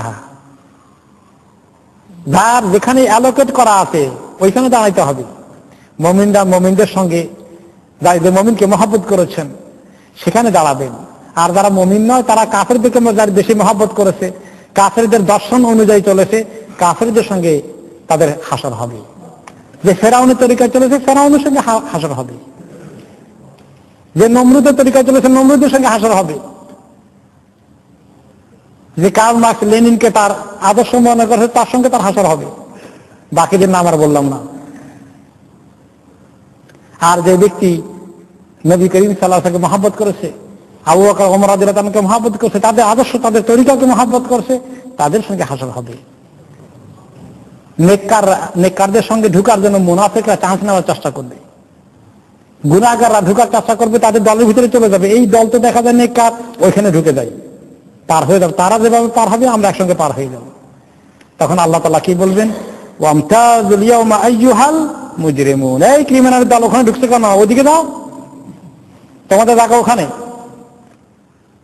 আলাদা করে জায়গা বরাদ্দ করে দেওয়া হবে, লাইন মতো দাঁড়াবে, জায়গা মতো দাঁড়াইতে হবে। লা ইয়াতাকাল্লামুনা ইল্লা মান আযিনা লাহুর রাহমান ওয়া ক্বালা সাওয়াবা, কেউ কথা বলার কোনো সাহস থাকবে না, পারমিশন থাকবে না, প্রশ্নই আসে না। তবে যাকে আল্লাহ পারমিশন দিবেন, আগে নবীদেরকে পারমিশন দিবেন, তারপরে অন্যদেরকে আল্লাহ তাআলা পারমিশন দিবেন। এবং লাইন ধরে যে দাঁড়াবে সেখানে প্রত্যেক নবীর সঙ্গে তার উম্মতরা তার পেছনে পেছনে দাঁড়াবেন। অবশ্য নবীরা আগে আগে থাকবেন। এই কথা আল্লাহ তাআলা অন্য আয়াতে বলেছেন যে তাদের ইমাম সহকারে তারা আসবে। আর সেই ইমামরা হচ্ছেন নবীরা। নবীদের পিছনে তার উম্মতরা আসবে। উম্মতরাও আবার গুনাহগার হলে তাদের আলাদা লাইন থাকবে, নেককারদের আলাদা লাইন থাকবে। পারমিশন দেওয়া হলে কথা বলবে, তার আগে কথা বলার পারমিশন নাই। সুপারিশ করার জন্য পারমিশন দেওয়া হবে নবীদেরকে আগে, তারপরে সিদ্দিকিন, আউলিয়া উল্লাহ, সুহাদা, সালেহিন, তাদেরকেও পারমিশন দেওয়া হবে। কিন্তু একটা লিমিট আছে। ওয়াকালা সাওয়াবা, হক কথা বলতে হবে। যার যে ক্রাইটেরিয়া পাশ করেছে তাকে সুপারিশ করতে পারবে, যতটুকুন আল্লাহ পারমিশন দিবেন ততটুকুন বলতে পারবে। এর বাইরে একজন গুনাহগারকে পার করে দিবেন যে উনি খুব ভালো আছিলেন, পার করে দেন আল্লাহ, তা হবে না। সাওয়াবা, হক কথা বলতে হবে, সত্য কথা বলতে হবে। যালিকাল ইয়াউমুল হক, এটি একটি হক দিন। হক মানে এই কথা যে ঘটবে সত্য, কিয়ামত ঘটবে, হাসর ঘটবে, এগুলো সব চির সত্য কথা। এই কথাগুলোর মধ্যে কোনো সন্দেহ নাই, ঘটবে এই সমস্ত বিষয়। এই দিন আল ওয়াকিয়া, সূরার নাম রাখা হয়েছে আল ওয়াকিয়া, যেখানে হাসরের দিন কি হবে ঘটনাগুলোর কথা বলা হয়েছে, যেগুলো অবশ্যই সংঘটিত হবে। ফামান শাআ আত্তাখাযা ইলা রাব্বিহি মাআবা, যে চায় এই হক দিনে তার রবের কাছে চলে যাবে, রবের ছায়া, রবের কাছে মাপ পাওয়ার জন্য রবের রাস্তায় উঠে যাবে, সে রবের ঠিকানায় চলে আসুক। যে চায় সেদিন নাজাত পেতে, সে তার রবের তরিকা মতো চলুক এবং রবের কাছে শান্তির ঠিকানা মাআবা, জান্নাত সে জোগাড় করে ফেলুক দুনিয়ার মধ্যে। আজকেই জোগাড় করতে হবে, কিয়ামত হয়ে গেলে আর জোগাড় করার সুযোগ আছে? মৃত্যুর পরে জোগাড় করার সুযোগ আছে? আর নেই। আর দুনিয়া মাজরাতুল আখিরা, এই দুনিয়ার এই জীবনটাতেই সম্বল তৈরি করে ফেলতে হবে। কু আনফুসাকুম ওয়া আহলিকুম নারা, জাহান্নামের কঠিন আগুন থেকে বাঁচার জন্য এখন থেকেই তৈরি করে ফেলতে হবে, বাকির কোনো সুযোগ নেই। ইন্না আনজারনাকুম আযাবান করিবা, হে মানুষ আমি তোমাদেরকে সাবধান করেছি অনেক নিকটের আযাব থেকে, যে আযাবটা বেশি দূরে নয়। আযাবান করিবা, করিব মানে খুব কাছে, নিকটে। আমরা তো দেখি না, দেখা যায় না, তো এত দূরে দেখি না। আল্লাহ তাআলা বলছেন খুব নিকটে। আমাদের কাছে দূরে মনে হয়, কিন্তু আমার আল্লাহ তাআলা তো দেখেন, সেটা অতি নিকটে। আর যখন মৌত হয়ে যায় তখন কি আর জাহান্নাম দূরে থাকে? তখন তো দেখাই যায়, জাহান্নামের আগুনের হাওয়া কবরে চলে আসতে পারে। এই জন্য তোমার থেকে দূরে নয় হে মানুষ, অতি কাছে। এই কাছের আযাব থেকে তোমাকে সাবধান করছি, তোমাকে ওয়ার্নিং দিচ্ছি, তোমাকে নোটিশ দিচ্ছি, তোমাকে রিমাইন্ডার দিচ্ছি তৈরি হওয়ার জন্য। তুমি কি প্ল্যান করছো বলো? ওই যে সাহাবীকে বলেছিলেন, তিনি বলেছিলেন মাতা সা, কিয়ামত কবে হবে? আর নবী করিম সাল্লাল্লাহু আলাইহি ওয়াসাল্লাম বললেন মা আদাত্তা লাহা, তোমার প্রিপারেশন কি আছে? আমাদের সবার কি এনাফ প্রিপারেশন হয়ে গেছে? জান্নাতে যাওয়ার মতো আমলটা কি তৈরি হয়ে গেছে বলেন তো দেখি? কিছুই হয়নি। কবে করবো সেটা? কবে? আর কতদিন বাকি রাখবো?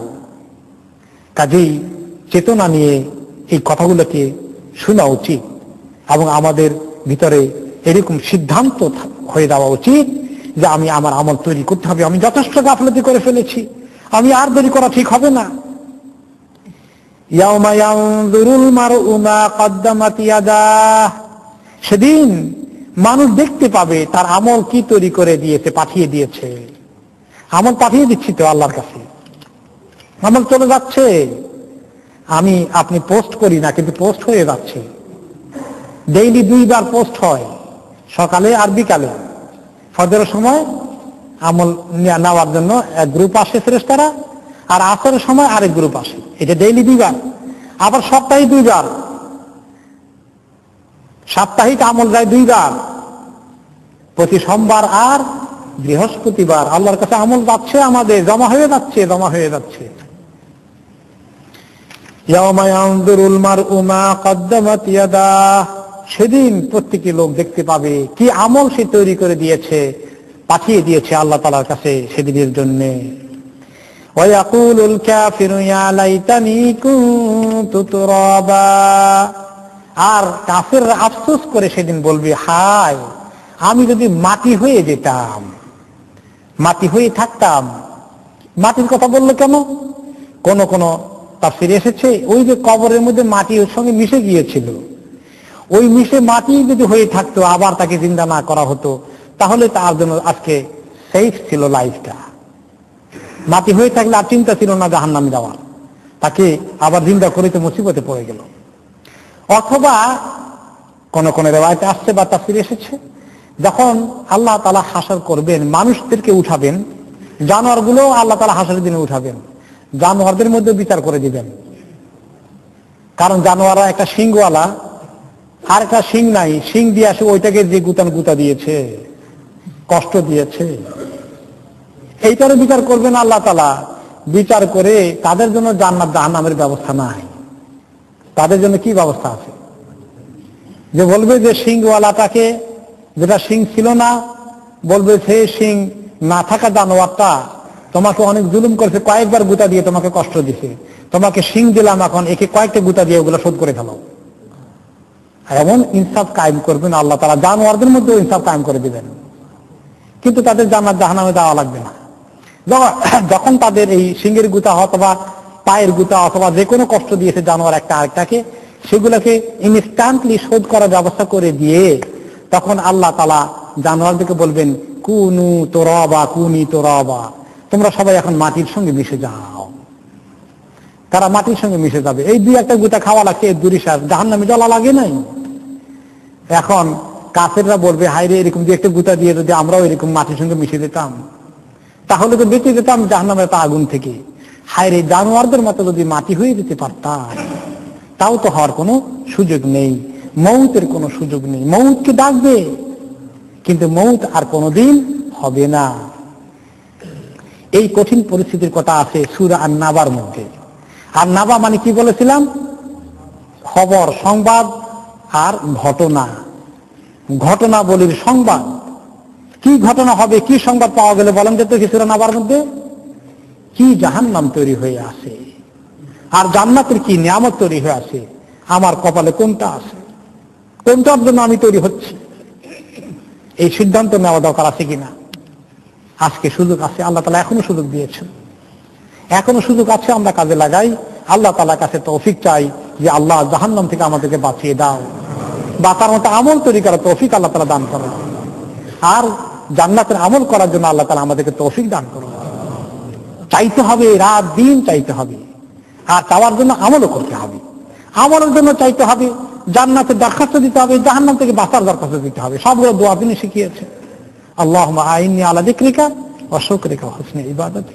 কেমনে করলে আল্লাহ আপনার সুন্দর ইবাদত হবে, শুকরগুজার হতে পারবো, সুন্দর করে আপনাকে ডাকতে পারবো, জিকির করতে পারবো, এই ব্যাপারে আল্লাহ আপনি আমাদেরকে সাহায্য করেন, তৌফিক দান করেন। এই হলো সেই দোয়া। আর আল্লাহ জাহান্নাম থেকে বাঁচিয়ে দেন, জান্নাত থেকে জান্নাতে যাওয়ার তৌফিক দান করেন। আল্লাহুম্মা ইন্নী আসআলুকাল জান্নাহ ওয়া আস্তাজিরু বিকা মিনান নার। আল্লাহ আপনার কাছে জান্নাত চাই, জাহান্নাম থেকে পানা চাই। তিনি বললেন একটা হাদিসে, যেই ব্যক্তি 3 বার করে জাহান্নাম থেকে পানা চায় আর 3 বার করে জান্নাতের দরখাস্ত দেয় আল্লাহ তাআলার কাছে, তখন জান্নাত বলে যে আল্লাহ 3 বার চাইছে আপনার কাছে জান্নাত, আপনি তার জন্য বরাদ্দ করে দেন। জাহান্নাম বলে যে আল্লাহ আমার থেকে 3 বার পানা চাইছে, আল্লাহ আপনি তাকে পানা দিয়ে দেন। তাহলে এইরকম দোয়াগুলোর আমল করা দরকার আছে না নাই? দোয়া তার সঙ্গে আমল। আল্লাহ রাব্বুল আলামিন আমাদেরকে তৌফিক দান করুন।